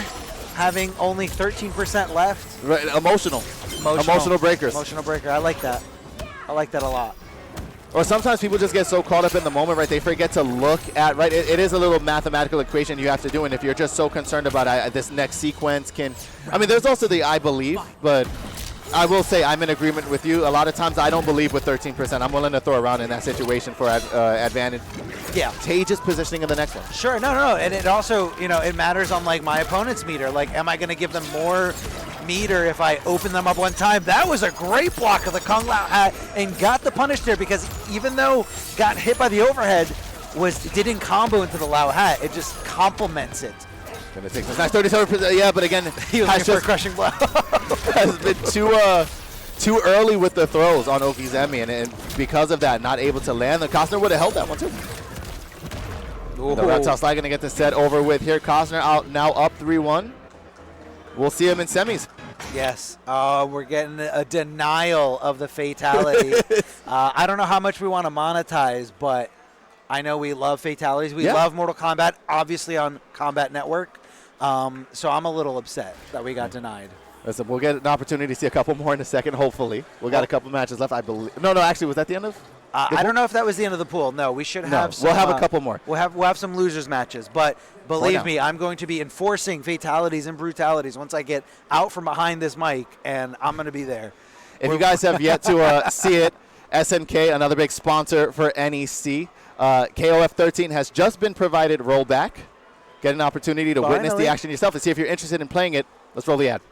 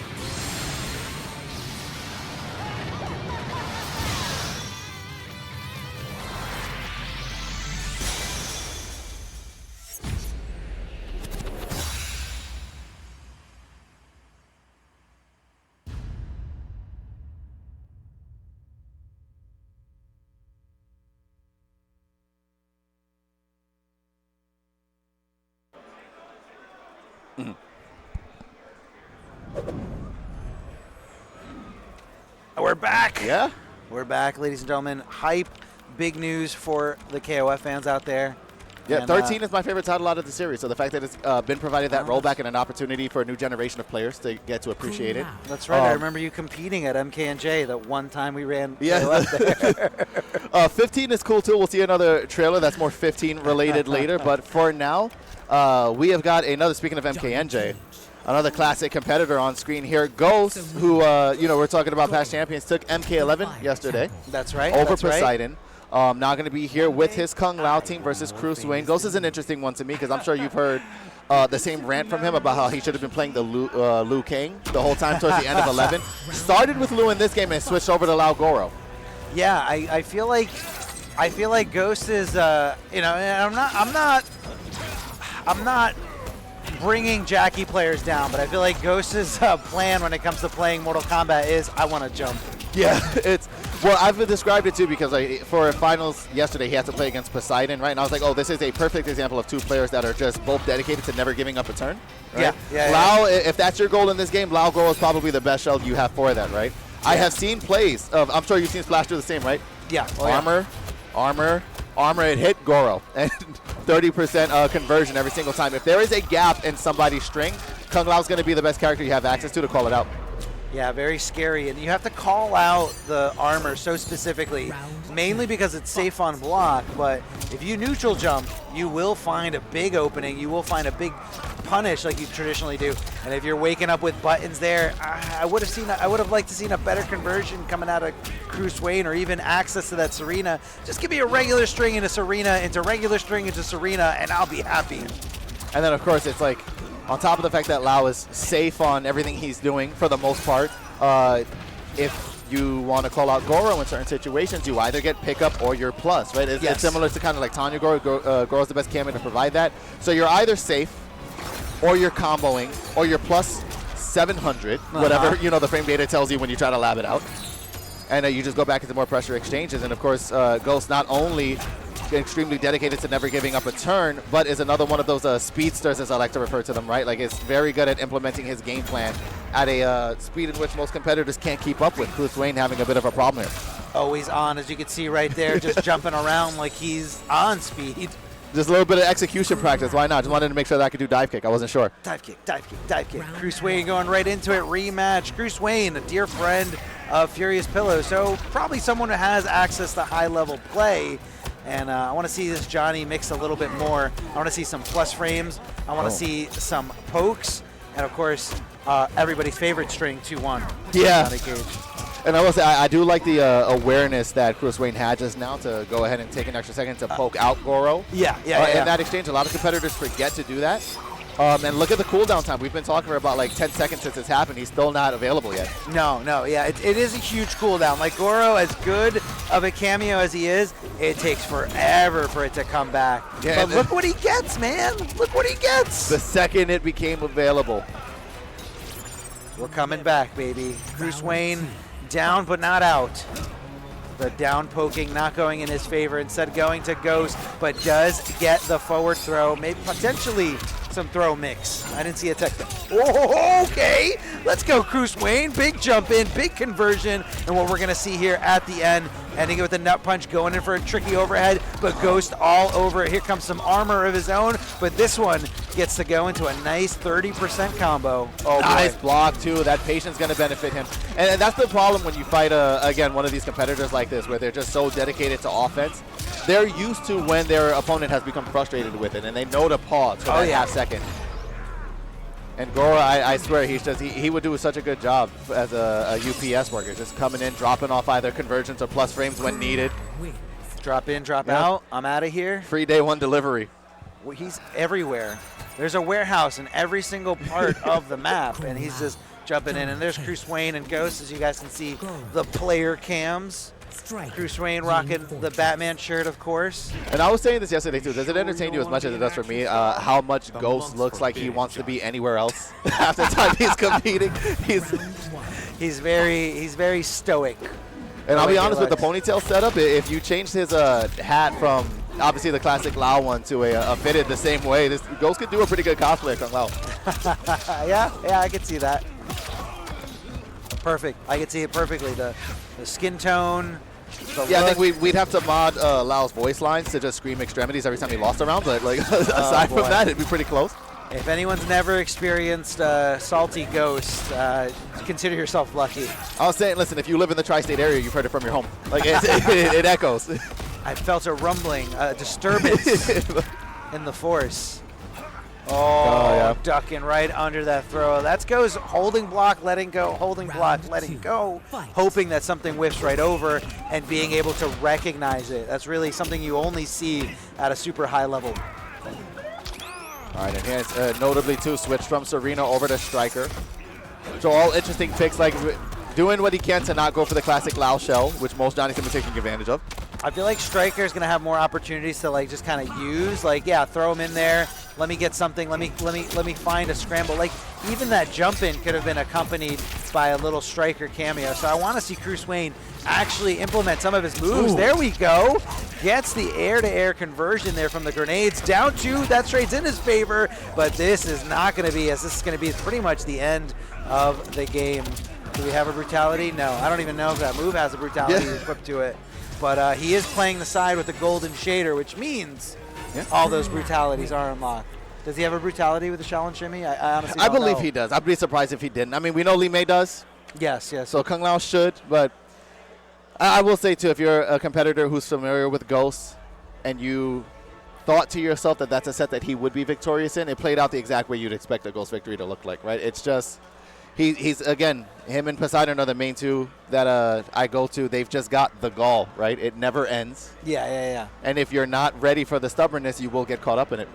I mean, there's a lot to say for someone who is aware of the act of being conditioned. Mm-hmm. You know, some people will say like, no, you're trying to condition me. You're trying to get me to, stop doing projectiles. You're trying to get me to stop blocking low.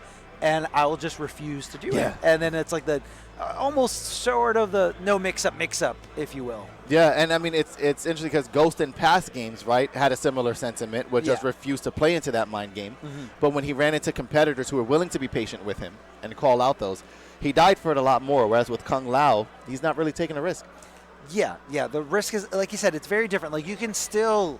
There's answers to it, but... There is, but it's a lot harder to find those answers, and that answer to it is an unsafe thing in itself. Yeah. Like, because if he knows that you're trying to neutral jump it, then he's just like, I'm just going to anti-air you, or I'm going to, instant jump buttons to convert into damage either way.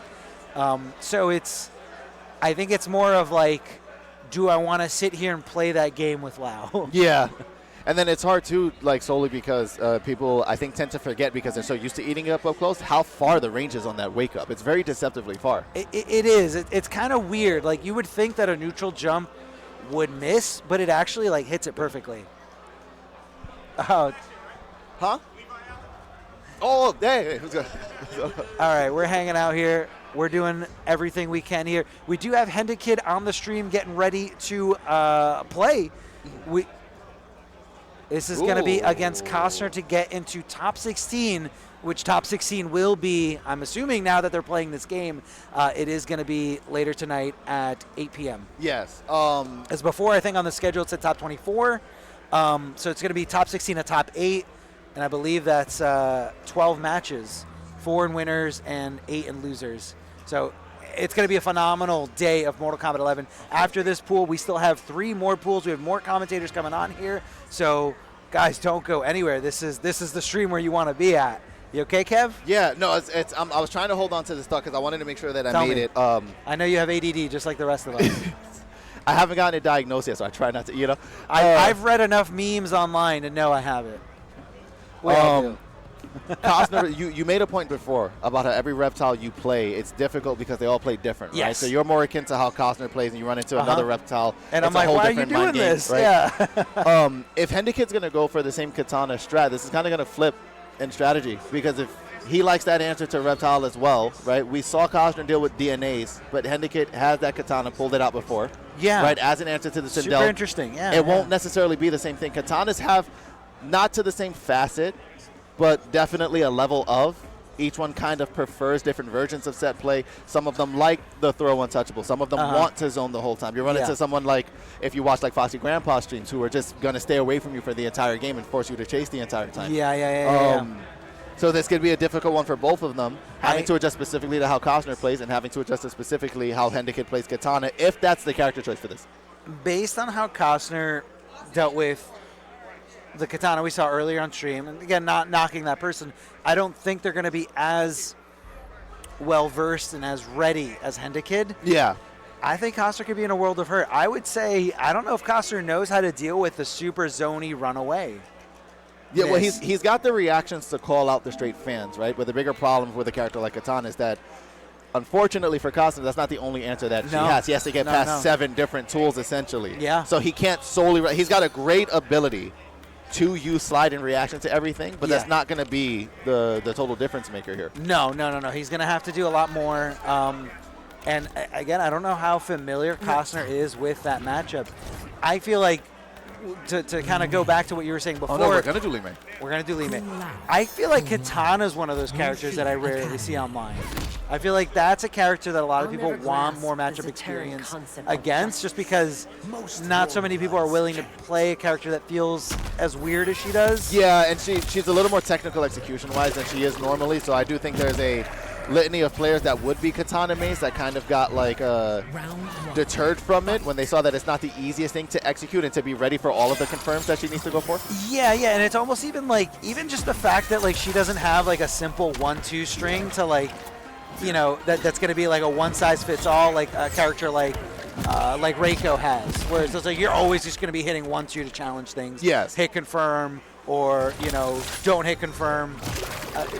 Katana's a little bit more complex than that, but that's okay. That's not this match. We're going to be sticking here with Lee Mei, which again, Cossner has the experience against this character. So if I was Hendakid and if this doesn't work out, I would probably be running to Katana. I just don't know how. Is his main Lee Mei? It must be. I imagine so. I think the big difference here is going to be how well is it going to work, how comfortable are you going to be, you know. Lao does help kind of keep Reptile out to an exchange, but I feel like for specifically the goals of what they're both trying to get here for win conditions, I feel like it definitely benefits Reptile's game plan more and how he wants to beat Lee Mei than Lee Mei's sole goal of keeping Reptile out, because once he closes that distance, the benefit is kind of gone. Yeah. I could see that. I could see that planning out. Cossner going in nice and heavy, nice and beautiful. Fast. Gets the back throw though. This is not a good position for Cossner, and also very unlike Cossner. He's usually very good at you know, trying to get those throws teched. It's very hard for someone to throw Cossner in those situations. Yeah, and here's one of the situations where Lao is still going to be advantageous for her. It doesn't matter who the opponent is in the corner, but immediately is able to get out of it and lands on Lao Hat. I think he knew that if she jumped, that Lao Hat was going to be there. He had the meter to hold it. Yeah. It's the problem with trying to use jump in a lot of situations to get away from Lao Hat, because it's not the sole answer when you're in the corner, right? Jump back away from Lao Hat is a lot better of an answer than jump towards the opponent. Yeah, definitely the riskier of the two options, but I don't know if she had too much room to really jump back there. She finds herself in the corner. Good block of the overhead, but didn't see the armor coming. Where'd he go? I don't see anything coming now. Oh, I was actually convinced that he was charging the back too. Usually when I see when there's a little bit of a still in the night with Invisible Reptile, I feel like he's cooking up. He's cooking back too. Get out of there.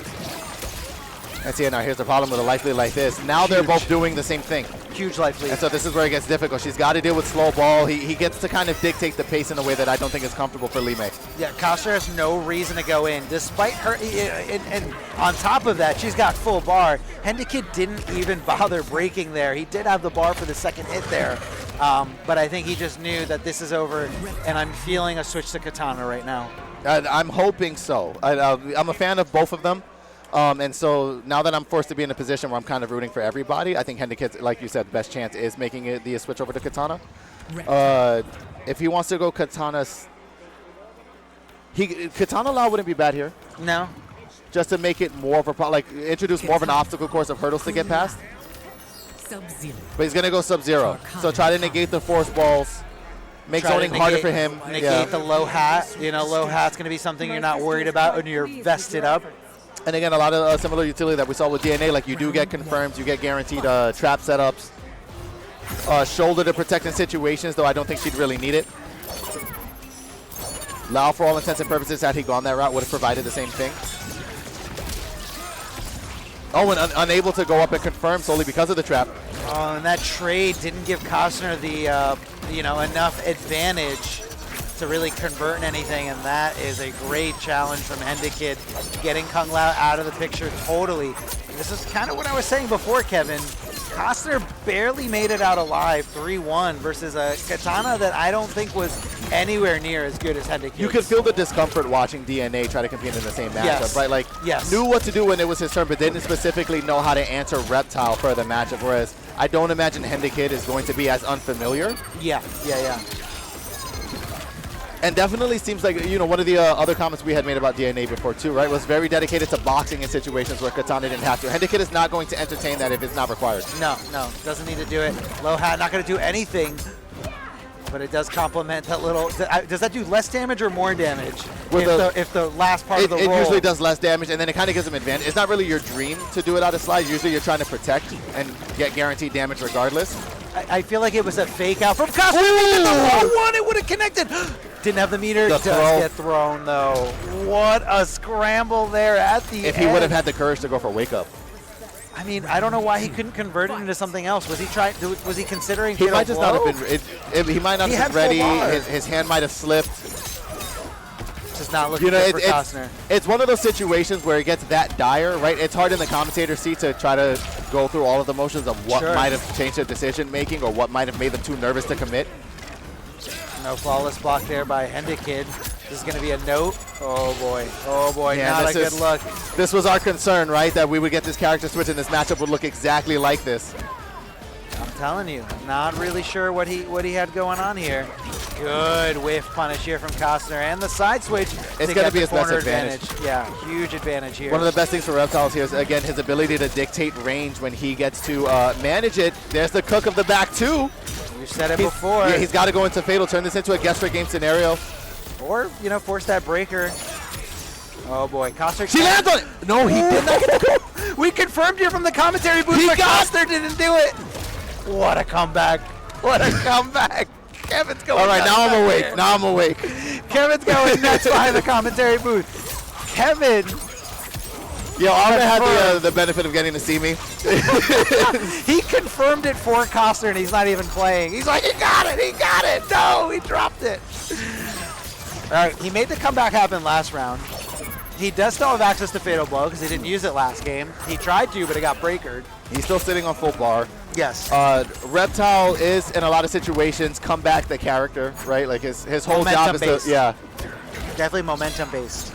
And just his ability to rob with great exchanges. That's where that unpredictability comes in. Forced to break. Yeah, if he even wants to entertain the thought of victory and ends up running his forehead right into the projectile. Moral victory that he took that second round and then immediately got washed. I think it's important for him to recognize that it wasn't impossible.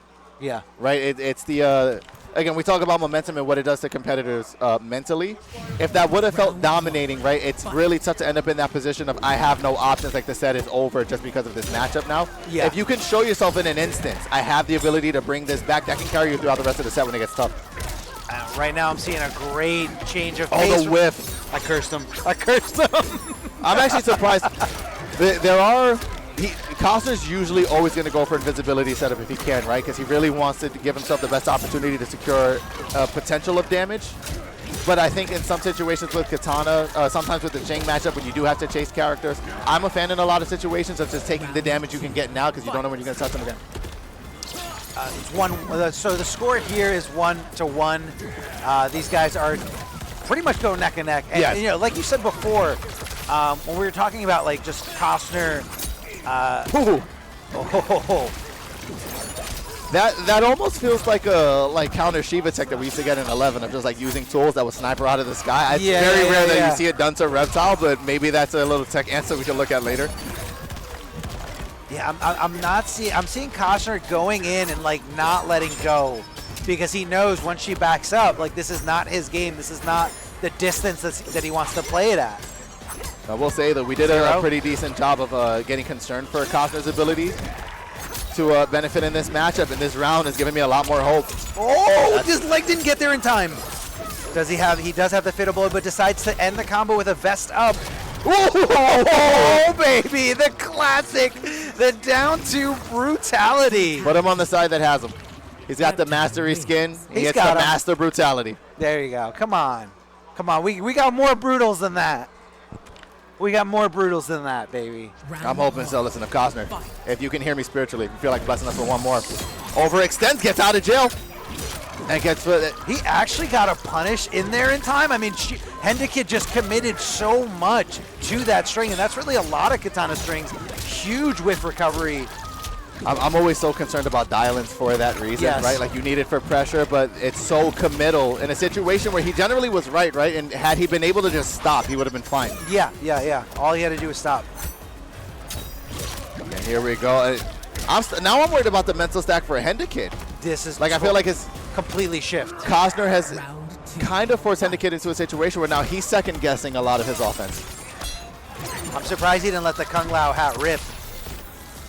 But I guess he held onto it to get pressure instead. Oh, baby, the footsies, the whiff punish from Cossner, seeing that coming from a mile away. Or maybe he was just doing it no matter what, because that's what all Reptile players do. You talked a little bit about the anticipation versus reaction, and that's going to be a big anticipation here. No breaker here coming from Katana, but does have the bar to wake up. Did eat some damage on the way out. And no, we don't get the...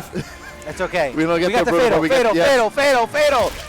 Oh, disgusting. Yeah, unfortunate. That's hot. That's hot. That is so hot. And we almost still get denied it in another way because of the controller disconnect. We're just going to, throughout the entirety of tonight, we're going to be preying on the setups. Look, guys, pools 2 and 3, we're going to be implementing a sit there and watch the fatality rule. Or you're DQ. Well, now I'm rooting for you because I know we're going to get the animations if you're up there. So, apologies to whoever's playing Arma. If you're a friend of mine, it's, unless you're going to do an animation too. We'll see. Yeah. We'll see when we're up there. I'm not up there until 6. I believe you're commentating that block. So yes. I'll get to witness it. Talk about it. And I was really excited to commentate this one specifically because I wanted to see all of the Cossner tech, Yes, and that's he true. had as good of a pull as he could. And I think it's great to have another Reptiles experience when it comes to, what's going on the screen there. And not just how to downplay your character. Yeah, because we can all, to be fair, right? I could very easily help you do that with sub because I get it. that fella's... Oh, you don't know who I'm playing now. I'm not playing Sub-Zero anymore. Well, there's a reason. Yeah, big reason. There's a reason. Last character on everybody's tier list. That's a pretty good reason. Coming up on stream, we have King-Tiza going up against Ghost. Also for top 16. This is going to be a fun one. Now we have the stubbornness of Ghost.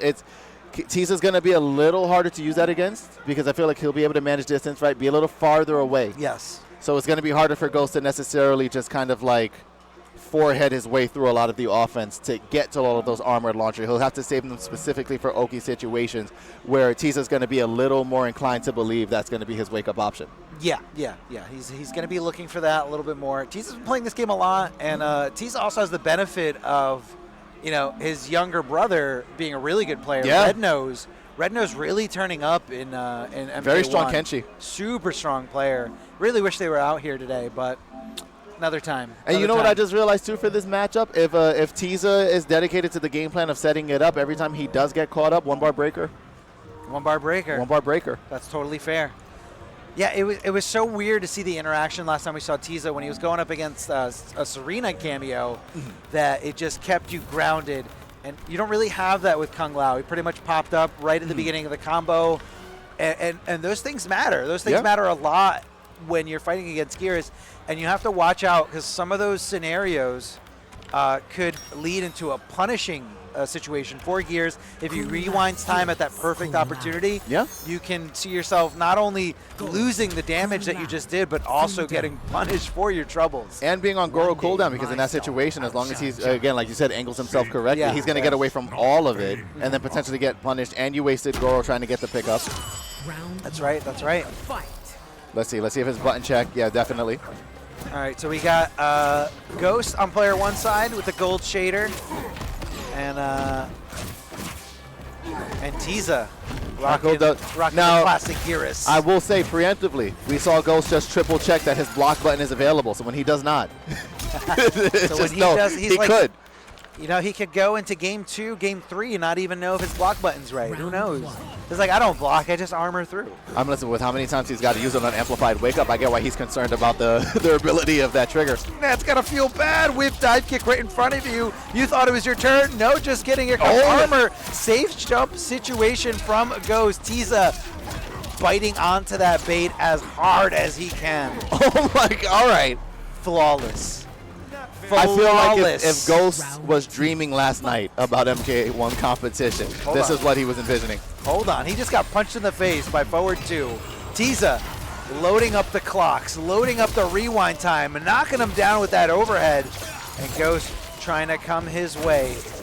Sand pillars for days. Are we still calling them sand pillars in this game? They work for me. And then we throw that get out of jail free card. Worked out the pickup, though, still able to get something out of it. Overhead does connect. Oh, the wake-up attack. I'm surprised it stopped Goro before he became active. Jumping right onto it. Easy how punish. consistent this is in competition is always so entertaining to me. The fact that so many matches, especially when you get to high-level ones, will start out with a very dominating round for player 1, then a very dominating round for player 2, and then it feels like now we start actually boxing. I mean, right now, Tiza's taking the lead. Ghost refusing. Is that how much Kung Lao players love the armor attack? Is they refuse to break? That was the perfect opportunity to break, and I don't agree Yeah, well, with look, it spends it immediately as soon as he gets it. He's like, I care less about my health and more about damaging you. So, I am interested if the mindset is that, like, my entire win condition is relying on this meter, and if I spend it all for this, I don't have a game plan. Like, it could be that problematic for Lao. Beautifully timed answer. That was tech. That was tech, but that's what happens when you spend your meter everywhere you can. Now he's not even going to have the opportunity to break. Can get chipped out, but doesn't. Big jump kick over the other side. And Tiza turning a flawless victory against him, totally around, and getting that first game over Ghost. Yeah, and I think making a very important point that you have to make against Ghost, right, which is that it's not enough, right? So the second Ghost starts having problems with using his flowchart respectfully, right? Because for Kung Lao, it's what you need to do. His flowchart game plan doesn't work. Again, it's kind of halts his personal momentum, right? He doesn't go after you as aggressively, and once you can kind of slow down his pace, he's a lot easier to deal with. Exactly. And if you can deal with him when he's dialed up to 11, it's a lot easier when he's knocked back to 7. Oh, cheeky command grab coming out of Tiza, and the wake-up buttons. It's almost like we're seeing an MK11 player I am telling you. There are benefits to it. Listen, it exists in every fighting game. Sure. It's possible. MK1, no stranger to the same strategy. Oh, and armors himself right through the Lao hat for Goro pickup. He's going to try to go and escape again. Ghost able to contest with it, but not get the damage that he really needed. The anti-air to drop conversion. And he gets away from the big hug from the defender of the Hourglass. Lao hat losing there the Lao hat. Just in time. Lao hat losing a Lao hat. I got a Lao hat. You got a Lao hat. Everybody gets a Lao hat. Drops is confirmed there. Either hitter plus frames, and again, this is one of the things with Gary's gets to manage himself at distance here, and it's going to be on Ghost to try to close that gap. Armors again. I mean, if he sees movement, he's pressing down back too. Let's do it, baby. Challenge, shimmy, armor it up. I'm getting in there. No challenge or punish by Ghost there. I mean, it was right next to him. Love the tick throw coming out of King-Tiza. Oh, drop the pickup. That's so unfortunate. Going to cover it. Well, out again. Beautiful neutral jump, but not able to get the answer to it that he wanted. What was that jump to? I don't know if that was supposed to be body splash. I don't know if that was supposed to be like on his Oki, but it was just horribly timed here. And I'll be honest, lucky for him that he didn't get hit with the Kung Hao Schloverhead. Schloverhead. All right, trying to assert some pressure here. Very quick game 2. I believe that's forward 3 or forward 4. It normally hits twice. The second hit launches, but instead of going for the second hit, Tiza said, I'm going to stagger, easy throw, easy win. Well, remember too, ECT, we saw a lot of use of this from Gur, right? So essentially, you either cover it and make it safe, or it turns into a hit confirm for Garrus. Yeah. If you time the Lao hat correctly. That's right. And we talked about Ghost with Liu Kang before. This is going to be his last-ditch effort. Now, keep in mind, this is still, thankfully for him, winner's side. So if he unfortunately loses to Tiza, he won't be out of the race. But he will have an extra bit of matches to get through. Let's see if Liu Kang's Sector also a shell that I don't see that often. Yeah, so I imagine the game plan isn't going to be that far away from what we're seeing right now. Yeah. Throwing down the projectiles. Projectiles coming from the left. Projectiles coming from up above. Love the block confirm here from Ghost. And this time sees the hit, recognizes it, and gets as much damage as possible with the blue flame. And now Tiza starting to neutral duck it a bit. I'll be honest, this is pretty close to a flawless round again for Ghost. And I don't even know if this is as much a response to Garrus as it is to just Lao Hat alone. It doesn't help that Garrus is so tall. Yes, it does not. Round If he was just a little bit shorter, he wouldn't be getting clipped by all these air projectiles. Oh, okay.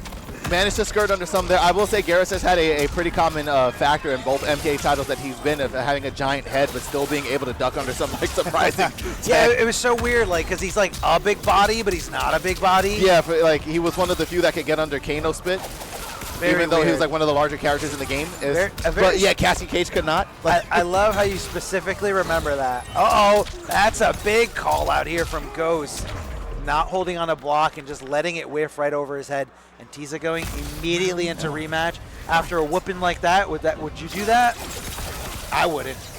I'm curious as to why he didn't want to take a thought about it. Maybe towards the end of the set, he thinks he figured out the one thing he wasn't doing, but I'll be real, like there are some competitors that might want to look at this Liu Kang sector setup. I do believe for some zoners, he has a lot more utility out of that ambush missile than he does. Like he's got a lot of utility with Shang. I like that shell a lot. Xiao, he tends to cover some things, but a lot of runaway characters benefit greatly. Tanya's sector actually has a lot of secret tech to it. I can see that. Here comes a sector missile. Punish, but no conversion here coming from Ghost. Tiza down to nothing. I mean, now this might be one of those classic tournament sets where Ghost just put his last-ditch effort on the one thing Tiza happens to not have an answer to.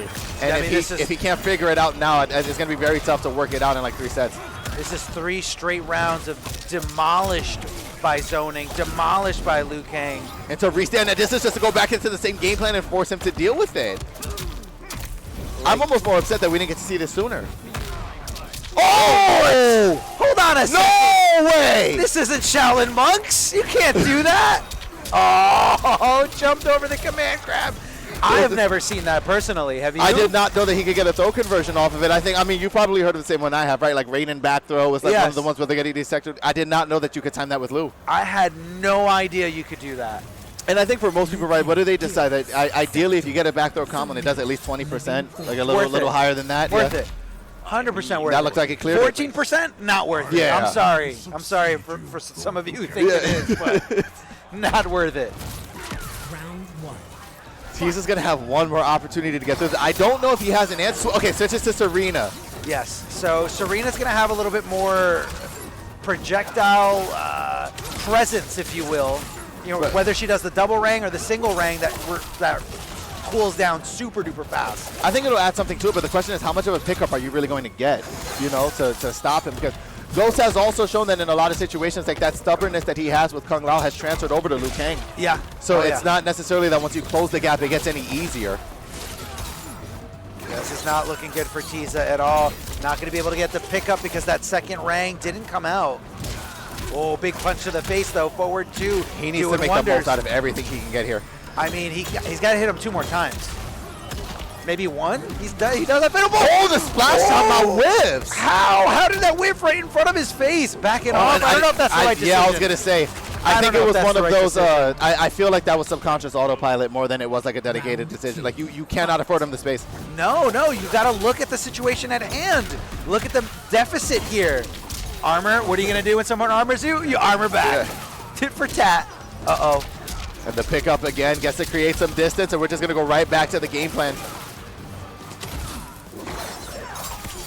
And still manages to hit him with something, so he doesn't even get to close the distance after landing Serena. Nothing at all. Here comes the going to get interrupted by the throw. I think he did it a little too, he mistimed it just a little bit to get the combo. This time, not believing in the command grab. This time, Ghost waiting it out. Gets it. The pickup again? That's insane. That's insane. Oh my God! No, this shell is ridiculous. Arma, baby! The second I get home, I'm going online and I'm trying this. Take a seat on this pile of rocks that's also partially your severed limbs. Love to see it, man. Big shout outs to Ghost for performing that brutality. That was Was that reverse? No, he got no. That was reverse 3-0. That was reverse 3-0 solely off of Liu Kang's sector. I'm so dumbfounded by what it was. I'm in like verbal shock. That was like not quite 6 rounds of total ass whooping, but like it was close to. It was close to. That was. It was 5.5 man. rounds with like a little Tiza spotlight in there, Yeah. and then we just went right back to it. That was a total shift, man. Big shout outs to Nerd Street Gaming. I can't talk today. Go for broke. We got $10 entry fee, $10 venue fee. So a great local if you guys are around that you guys can support. Big shout outs to Hitbox Arcade, one of the best leverless controllers on the market right now. A lot of competitors like to refer to these as the best ones to use. Check out hitboxarcade.com. I refer to it as cheating almost. I understand it. It's just so good. If you guys are still looking for more Nerd Street events, Broad Street Burst, That Local, John Weekly, and a bunch of others that will be listed in the slide after this, all available for you if you are around in the area. Make sure to check out nerdstreet.com for more information on all of those events. A lot of games here being played, a great schedule. As you can see here, the weekly schedule from local host. We got tournaments pretty much every day of the week here. So find out more, support what you can, and if you guys are in the New York area, videogamesnewyork.com. Great game store if you guys haven't checked it out. Incredible things that they have in stock. It's almost like a museum. Definitely a stop. We're revisiting losers quarters here, and it looks like we're picking up right on the action. This doesn't. Okay, no. This is I actually could. It didn't look like a button check. I actually can't tell still. Okay, no, it has to be. Yeah. You know what the problem was? I was too busy staring at DNA's katana. Yeah, he was. And if it was a match, it would. I don't know if DNA knew that it was a button check. He might have not. Might have not. Sub-Zero gets punched in the face. Now, Gears himself doesn't really have like too many crazy projectiles. I mean, I guess the pillars are projectiles, so the Sub-Zero vest is going to come off of that. But I don't feel like it's a big part of Gears' game. But the vest is also going to help out a lot with the Kung Lao low hat. Now, do you think Gears' back 4 is a projectile? That's weird, right? I don't think it should be treated as one, but again, you keep bringing up these situations that I have to consider. I mean, listen, you get educated in every way, guys. You either compete in the game or you watch it. You'll learn a lot. We'll see if we see that interaction. To be honest, though, Tiza hasn't really used the sweep almost at all throughout a lot of the sets that we've seen. And this used to, I know in the past game, this was more of a frustrating matchup for Garrus players, right? They didn't like Katana's aerial mobility because it kind of negated Sand Trap. Sand Trap not even an option for him in this game. Yeah. Pillar will contest. Yeah. Pillar could contest, and it's a very similar mechanic where you can kind of, it doesn't auto track. You kind of have to like put them in the right spot, and it feels a little slower in this game. That wake up attack or that armor attack got totally baited out here. Whoa, big jump to the other side. It's been so frustrating for me watching DNA because he's been on the precipice of landing those setups like at least 7 different times, but always just tends to either do the throw too early or react too late. Here's the pickup. We were talking about it before. It was either going to be safe and lead into more pressure or land into a hit confirm. Oh, held on to the hat there. That's going to be a break coming out of DNA. No bar left at all to contest with anything that Tiza does throw his way. But here comes a regular throw. You thought I was going to attack. Here comes a throw to put you in the corner and to buy me all this real estate, especially with the Sub-Zero vest. Whip punish!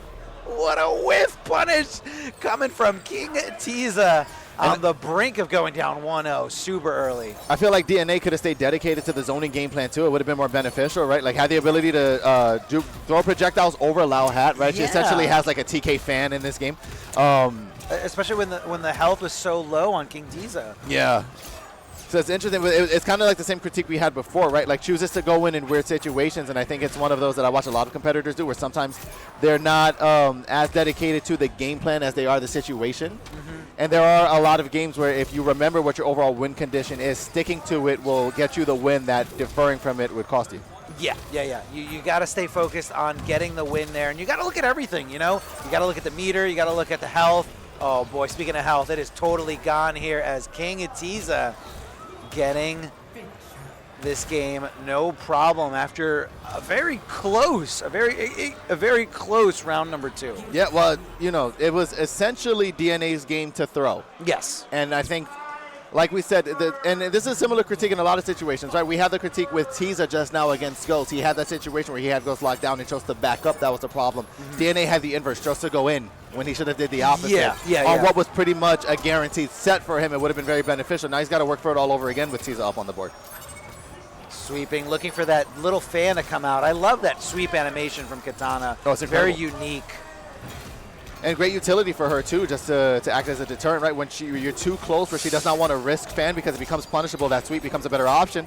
Why was he jumping in that situation? He was so negative. I'm like cringing out of my seat. Low hat getting negated by the vest. You don't have to worry about it as long as you're vested up. Uh-oh. That sweep barely clipping him. If he jumped a little earlier, that could have been a bad situation for Katana. Oh, no whip punish at all. Just going to press those buttons in front of you, and you're not going to do forward two at all. And now here I can understand a little bit more of like the dodge and dodge out game, right? Because you want to basically stay dedicated to the zoning game plan, but you don't want Tiza to basically catch onto a pattern of when to expect it. So randomly interjecting with closing the gap can throw off his pacing. You'll notice every time also that DNA is sub-armored up, Tiza is trying to march him down as fast as humanly possible. Yes, yes. Trying to get him there, like where, again, you don't want them to have that wiggle room. Good challenge there with that stand 3 or stand 4, I believe, but didn't see anything else come out of that. Nice pickup. Now he's going to go for the command grab. Whoa, what? Where, Kung Lao, where are you going? Press, maybe? He went in and went out, and I think that's a really bad decision by Tiza to do the low hat and deplete his meter because look how slow that Kung Lao cameo bar is filling up. So Tiza's got to stall for time, basically. Yeah, lucky for him, he just managed to do it. No, he reset the timer again. He's not paying attention. I know it's easy for me to pay attention here, but, like, come on, man. You're competing at a high level here. Uh-oh, this is not good. This is not good. Oh, he realized it was too low to get the conversion that he was going to want and tried to push the pace, but that's the problem. Again, standing that close to somebody. I mean, Sub could have bought him the time to back up. I get that that's difficult too, right? But what threat does Garrus have at distance that Kung Lao armor wouldn't protect you from? Yeah, exactly. Oh boy. Tiza not sure if he wants to stay or go. Holding block and then trying to jump out of that. All right, nice neutral duck to get under the fan. Ideally, every bit of chip damage that you can avoid is helpful. Oh. Misses to confirm. Oh, and if he would have been ready for a punish, that was better than down one. Again, it's like the quick reactive one, right? But like had he stood up and gone for something a little more committal. All right, step 1, breaker out of the way. Whoa, that was a good fan placement. Breaker out of the way. Oh. Neutral jump, kick. Now, if he had fatal blow, this would have been over. But he still has 1% more than 30%. Here's the low hat and the sand pillar. Tiza again taking game number 2. And now we're sitting on very close to a 3-0 potential set for King-Tiza. DNA is going to have one more opportunity. I like how Garrus also does the Luddy. I was going to say, who does the sassier snap, Sindel or Garrus? I think Luddy is cameo DLC. Let's go, Luddy, a.k.a. Ludi. His brother told me it's Ludi, so I'm going to say Ludi. Well, so you know what? I haven't asked, and he's too polite to tell anybody. So yeah, I will say that. When I asked Ludi himself, whatever you're comfortable with. He said, whatever, I don't care. You can, whatever you want. But when I asked his brother Monkey Business, he said, it's actually Ludi. I don't know where Luddy came from. All right, no confirm off of that. Yes, the premium Sindel. I would have loved to see what his run looked like today, too. I know. So many players missing from today's bracket. But you know what? We do have still a lot of high-level play. Yeah, I mean, look at the competition we have here alone. I think he could have gotten a punish there in that situation, but you know, I think he was just unsure, and he said, "I'm going to go for the mix anyway." All right, nice pickup. Round 2, fight. Let's see how they match start here. Oh boy, the sweep. Where are you going? Big leg and out of the way. I feel like he considered up blocking there too, and then chose not to commit to it when he saw the distance he was at. Beautiful timing on that snap. And that's one of the big things for Garrus too, his ability to charge up those hourglasses mid-combo. Oh boy. We're missing here. Oh, the hat saving the day for Tiza in more ways than one. Command grab. DNA is getting tossed all over this stage. Popping up, but not really for anything else. Tiza trying to find that opening to apply that pressure. That wake up whiffed right in front of her, but didn't get a huge opportunity. Fatal blow confirmed. I don't know. Let's not get crazy and chance. Okay, it worked out for him anyway, but we're saving it. We're saving it for the next round. We'll just say it was intentional. But I was nervous when I didn't see Fatal Blow confirm. I think it was intentional. I think he was saving it for the next round. You know, he's thinking the long game. You know, if I can earn this round, then I deserve to win the next one with Fatal Blow. He's going to have to be a little more careful on the side of DNA with his timing for those whiff punishes because he had a pretty much guaranteed one against Tiza, but was too early on the back two and ended up catching a boot. And Tiza, I don't know if this has been Tiza's go-to strategy to save the higher frequency of the command grab mind game for the last round after his opponent's not used to dealing with it so often. But DNA might be fighting his way back into a victory here. Lands on the trap. Double traps in It's one Kung Lao Hat round. without Kung Lao Hat. If you can set it up and get some stuff on the board, and we immediately go to restart match. Tiza now waiting, going right into it. This is hot. Tiza And we believe is he has feeling the it. answer. I don't think he wants to slow himself down, and I don't really think he wants to provide DNA the opportunity to kind of like give himself his own flowers, you know? That's true. That's true. Yeah. Don't bask in this victory for too long. Don't feel yourself too hard, if you will. Well, because sometimes it's honestly when you play the mental game in competitions like that, the weight that you get to take off of your shoulders when you get a couple of seconds to go like, okay, this is possible, and you just immediately toss them right back into stress. Like you're like, that was great. Do it again right now. Yeah. I dare you to do it again right now. Exactly. Very well put, Kevin. Tiza on match point. It's the advantageous for him. DNA has to adjust so fast. Covering the gap here. Full use of Lao Hat, but the Back escape. I love seeing it. The throw text. That's going to be a big launcher. Good hit confirmed from Tiza, forcing that breaker, forcing those 3 bars, and just wait and bait. That's all you got to do. doesn't finish the combo, but now it's going to get to continue. Now we go back into the command grab mind game. Quick boot to the back of the head. Jogger memory. Reminder how difficult this was a couple of matches ago. It wasn't too easy until just very recently. And now the overhead. Now, I'll be real. If Tiza does not walk away with this one, I'd be very surprised. That was a brutal that he didn't do. I'm very disappointed in Tiza, but very He's on happy player for two him. side. They don't, you know, we have to try to be forgiving where we can. I think I have that one unlocked. I want to say I do. I could be wrong, but I want to say that We'll one's double unlocked. check. If we see any of them on player two side, maybe we'll be a little more biased towards Tiza on the next one. Disappointed. I think so many players are so used to the setup not having the brutalities unlocked Yeah. that they don't even bother putting in the input. I wouldn't be surprised. I don't. So anyone who is going to be on that stage, got to input it. Good chance that we Yeah, still find have out it. for us. We need to know. We're missing out. The animations in this game are so incredible. They're so creative. You know, I want to see a couple. You also have the move list. The move list tells you. Yeah, I It don't is know. there. I do know there's a bit of like I do feel like they get shunned a bit when they have to go to the pause menu and double check because it becomes that somehow you don't know a thing. But I think specifically the way this game is set up, it's a little more understandable. There's nothing worse than checking the fatality input And then missing it. and then still doing it wrong. We've Seen that unfortunately a little too often. for But, decades. I mean, listen, they put easy fatalities in. You know, Those coins are there. You can use them. You can use them. Anyone who wants to use those easy fatality coins are more than welcome to on any tournament setup that I'm involved with. Go for it. and I'm trying to see. I'm seeing Hendakid back up on the stage again. So We're Hendakid versus Kruce Wayne. This is in the lower bracket, the losers bracket, if you will, and this is going to be the last match of the pool until we have a little bit of a shift in players and a shift in commentators. I don't know if you're still on. That's still. We'll find out soon enough. We're finding out if Kevin's going to stay on here, but Hendakid, Kruce Wayne. Not too familiar with Kruce Wayne's play style in this outside of just that match that we saw earlier on stream. Yeah, well, we saw Johnny two Cage. shells from him: Johnny Serena, Johnny Striker. I do think. I believe in Johnny Striker more. I believe in Johnny Striker more, but there's a part of me that would just like to think that he's entertained the Lao Shell at some point, given how ridiculous Hendakid has been with set play so far.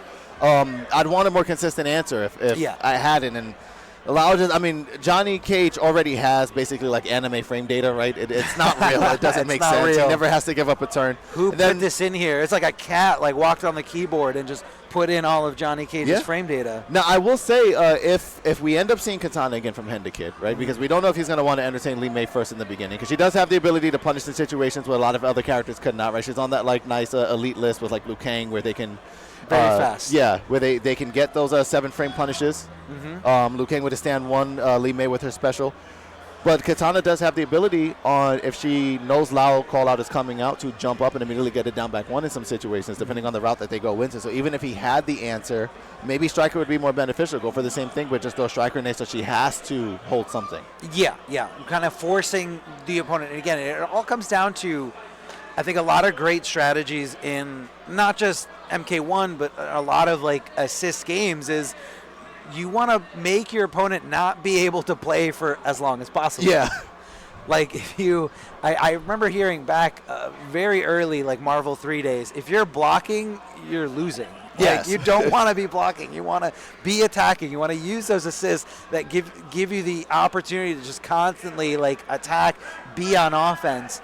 And whether, and this is a more passive game, but that mentality is still there. Like, you want to shut down your opponent's game plan as much as possible, and you want to force them to play yours as much as possible. And I mean, Johnny's such a great character for that in general, right? Like, it becomes a thing where, like, we talked about the meta before of, like, hold the throw. You cannot hold his strike game. No, You'll get chipped out eventually. And every time you make a call out, if he's right on the read, which he's going to, who's going to be more used to playing that mind game? The Johnny main, Yeah. Or if you try to use the wrong answer to get out, you end up holding meaningful damage. It's not the biggest in the game, but that 30% adds up in different situations. 100%. And he's not going to have a hard time getting you in the corner off of 1 or 2 exchanges. No. Definitely not going to be. Look, man, it's Johnny Cage. Yeah. Great buttons, a lot of mix opportunity, or even just like, he's just got so much offense going for himself. Yeah. Like, it's very hard to look at that character and not think that they are top 1, top 2, top 3. However, this is Hendakid, knowing something about this matchup, knowing something about this approach, and not going with the usual Lee Mei, like you said, but Katana. Yeah, because I'll be honest, why entertain boxing when you don't have to, right? Like, Yeah. Johnny's got to get through what my friends and I call the Legend of the Hidden Temple obstacle course, right? He's got to get to Katana. The puzzle platformer. All right, the button checked. Fair. The meter drain usage from Serena, I don't imagine we're going to see a lot of that in this one. No. Right, like setting it up is not. probably not going to be worth the effort. I am curious what Hendakid's answer is going to be if Serena is used while he's able to defend against it in the way that most people can punish, like how strong his answer will be. Because you can do dash up hit, time it where you hit Serena so you get past the first projectile, down for a 2 armor with Katana, and if your cameo can pick that up, you could get usage out of it. I don't think she can do it with sub. Not with sub, no. But it has to be an ambush to pick it up, because you're going to be in the animation of uppercutting, if you will, with Katana's armor. So, I mean, if he still chooses to want to, for some reason, put ice armor on after that, the option's there. So he can kind of get himself out of the situation and then buy time. I don't imagine Serena call-out would come back that fast, but it's an option. It's an option, definitely. There's the vesting up, big jump in. Can we talk about that jump in kick? It's the best one in the game, It's the right? best one in the game. You're forced to play an up block game against it if you want to have a consistent answer to it. Now, you can with some characters, right? Some characters have down 2s that can contest it pretty well.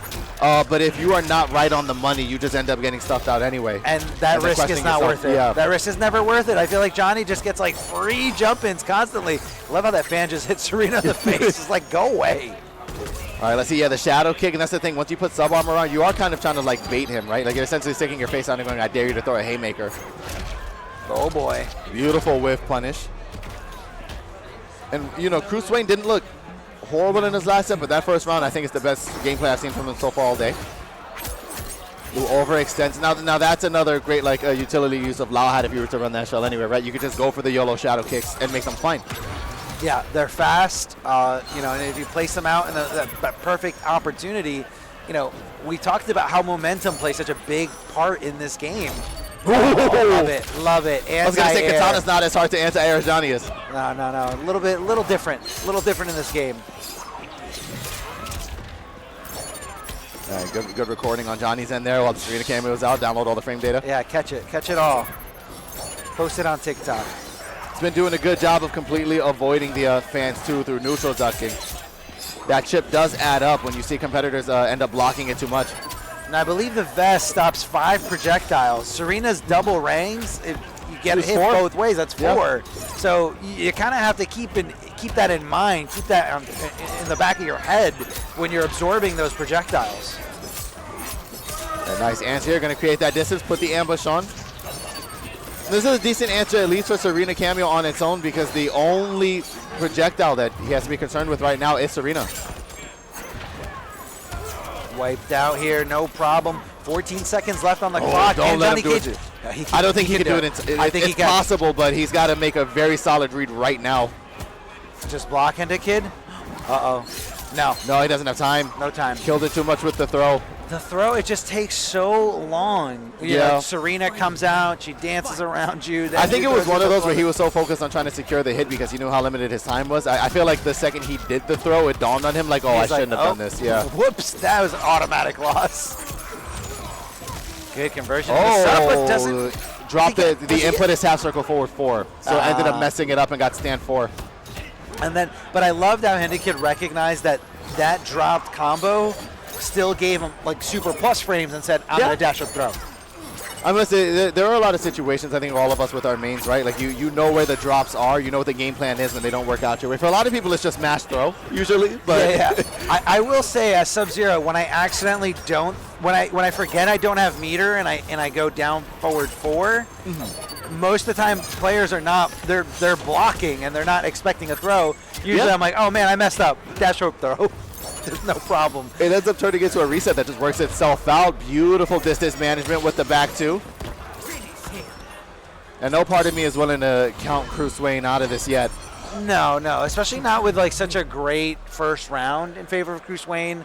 You know, the big jump-ins, Hendakid didn't really see, you know, just like the rest of the world didn't really have an answer for Johnny Cage's jump kick that didn't lead into a very dangerous situation. Yeah. Up block, as you referred to a little earlier. You've got to introduce it, but it's difficult, right? Because you don't necessarily always want to entertain that mind game, but it's like Johnny's jumping, especially if they're stubborn with it, kind of forces you to if you know they're going to be coming down with something. And then you just end up getting throw punish baited. You know, if he has a cameo that can like surprisingly pick you up. Or not even that, just like empty jump, you know, buttons. As long as you get there in time, you will punish. And Johnny Cage gets a lot for his hits. Yes. So far, Hendakid doing a good job of denying all of that tech. Here we're going to get the setup. This is a lot harder to drop. Big pickup, wait a second. Yeah, easy combo. Questionable breaker. I would say emotional, yeah. I'm going to categorize that as emotional breaker. He doesn't want to commit because he doesn't want to get hit by the trap. That's one of the unfortunate cons of having an advancing forward character and combos like that. It's great for corner carry, but it's rough when you cannot afford walking into the trap. And now it's just kind of, it's almost sitting in it a la like MK11 Jackie Brick sitting in her own goop. Yeah. Right, just like, okay, punish me now. Yeah. And it's interesting too, I've not seen a lot of katanas use the trap as a deterrent where they want to stand in it and start zoning so that you can't punish them. Yeah. But this is a one of those rare matchups where it's a pretty solid strategy. I could see that. I could see that big time. Whoa, that's going to be a nice little launcher. I thought maybe he thought he was a little closer in the corner than he actually was. Gets the forward throw, the assist from Serena coming in here. Johnny Cage back at it. Thought he was going to go for a back 3, but I guess he didn't want to like commit too hard. And I'm noticing too now that Kruce Wayne is in one of the 2 Johnny Cage camps where they're either focused on trying to build up that hype meter or not. We've seen no attempts for hype meter. And it could be the difference maker. I mean, it turns some situations into a classic combo confirm if you have the execution to perform it.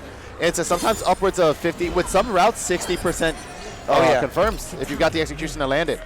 And I do think, I will say from a lot of players, it's one of the few things that they will give Johnny Cage players credit for. At least the ability to land that execution for those combos. Yeah. It's not always the easiest thing for them to offer, but people who have tried to execute and understand how hard it can be to in pressure situations land them or identify what the specific routes are.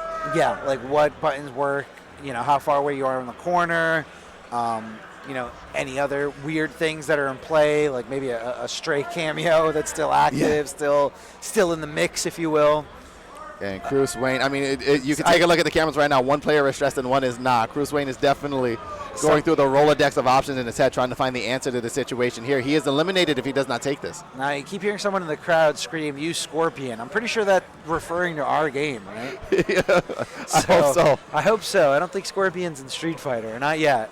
But Kruce Wayne mulling it over. I can see Scorpion, you know, the access to the teleport. Sub-Zero. Melina?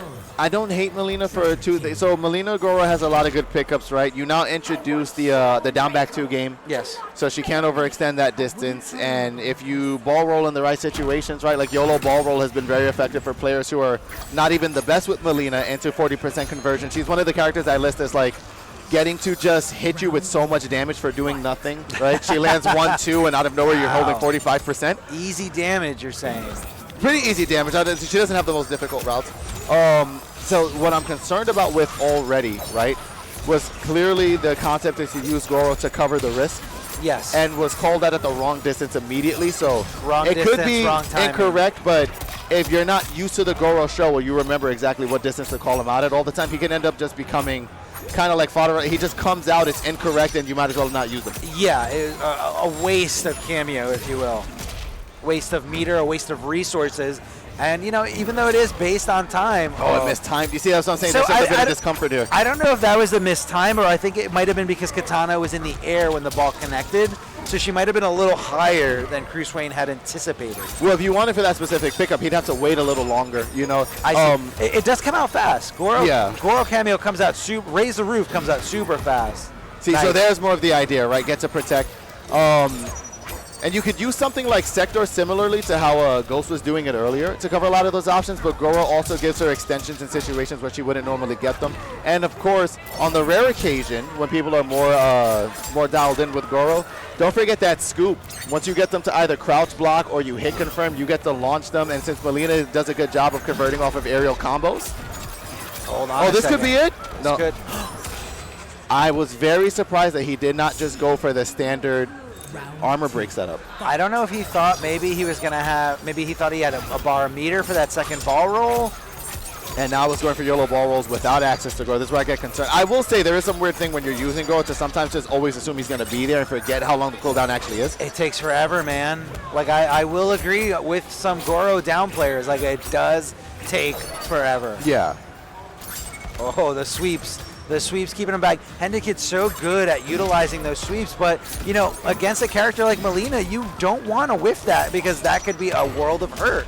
And look there, did go for the cartwheel kick to try to bait out that armor break. Goro going to protect on the down back too. And just there's the problem, no ability to break. Like if this doesn't kill, the next sequence will. Oh yeah, bait it out, bait and wait. It was an attempt. I really would have liked to seen how that set would have played out for Kruce Wayne had he had more experience with this show, or at least had been playing it more recently. Yeah, that's what it kind of seemed like. The rust wasn't really completely shooken off that character and that cameo team specifically. But yeah. Big shout out to Kruce Wayne. Yeah, I mean, great admirable run. Yeah. I will tell you that Melina Goro show has a lot of good utility to. When I saw it on character select as an answer, I did not hate the idea of what that team represents, but he just wasn't ready for it. But you could also even see just the presence of that team shut off the Katana fans right away because she's like, I don't want to get ball rolled. Yeah. One Katana fan that's going to get me probably no damage or a little bit of damage could mean, 40% on my end. And I'll tell you, the surprising with that too, a Smoke Goro actually does a pretty good job of dealing with that too because of similar conversions and safety. Could be that, yeah. A lot of mobility, if you will, in both those character picks. So I believe we are taking a quick break. Yeah, small intermission. I assume we're officially done with the first pool. We'll find out momentarily what that's going to mean for commentary. But it's been a pleasure so far getting to watch these matches. Forgive us, guys. And I'm going to be out on the battlefield making sure that we get brutalities and fatalities. I'm really excited, dude. I don't want to. I'm going to do everything I can to avoid seeing you play because I don't want to know what this character is. I want to wait until I go to a local every Tuesday, so it's not that big of a secret. They know, but I have the benefit of getting to be surprised today. Sure. So I'm excited for it. All you know is that it's not the worst character in the game. It's not the worst character to get. Now, are there any matches that if you run into them, you're still going to pull the sub out, you think? No, I don't think so. It is just over? That's how committed I am to not playing that character. I get it. So it looks like we're going to take a quick break to the next pool. So, guys, don't go anywhere. We have an entire day full of Mortal Kombat 1 action. Stay right there. We'll be right back. See you guys.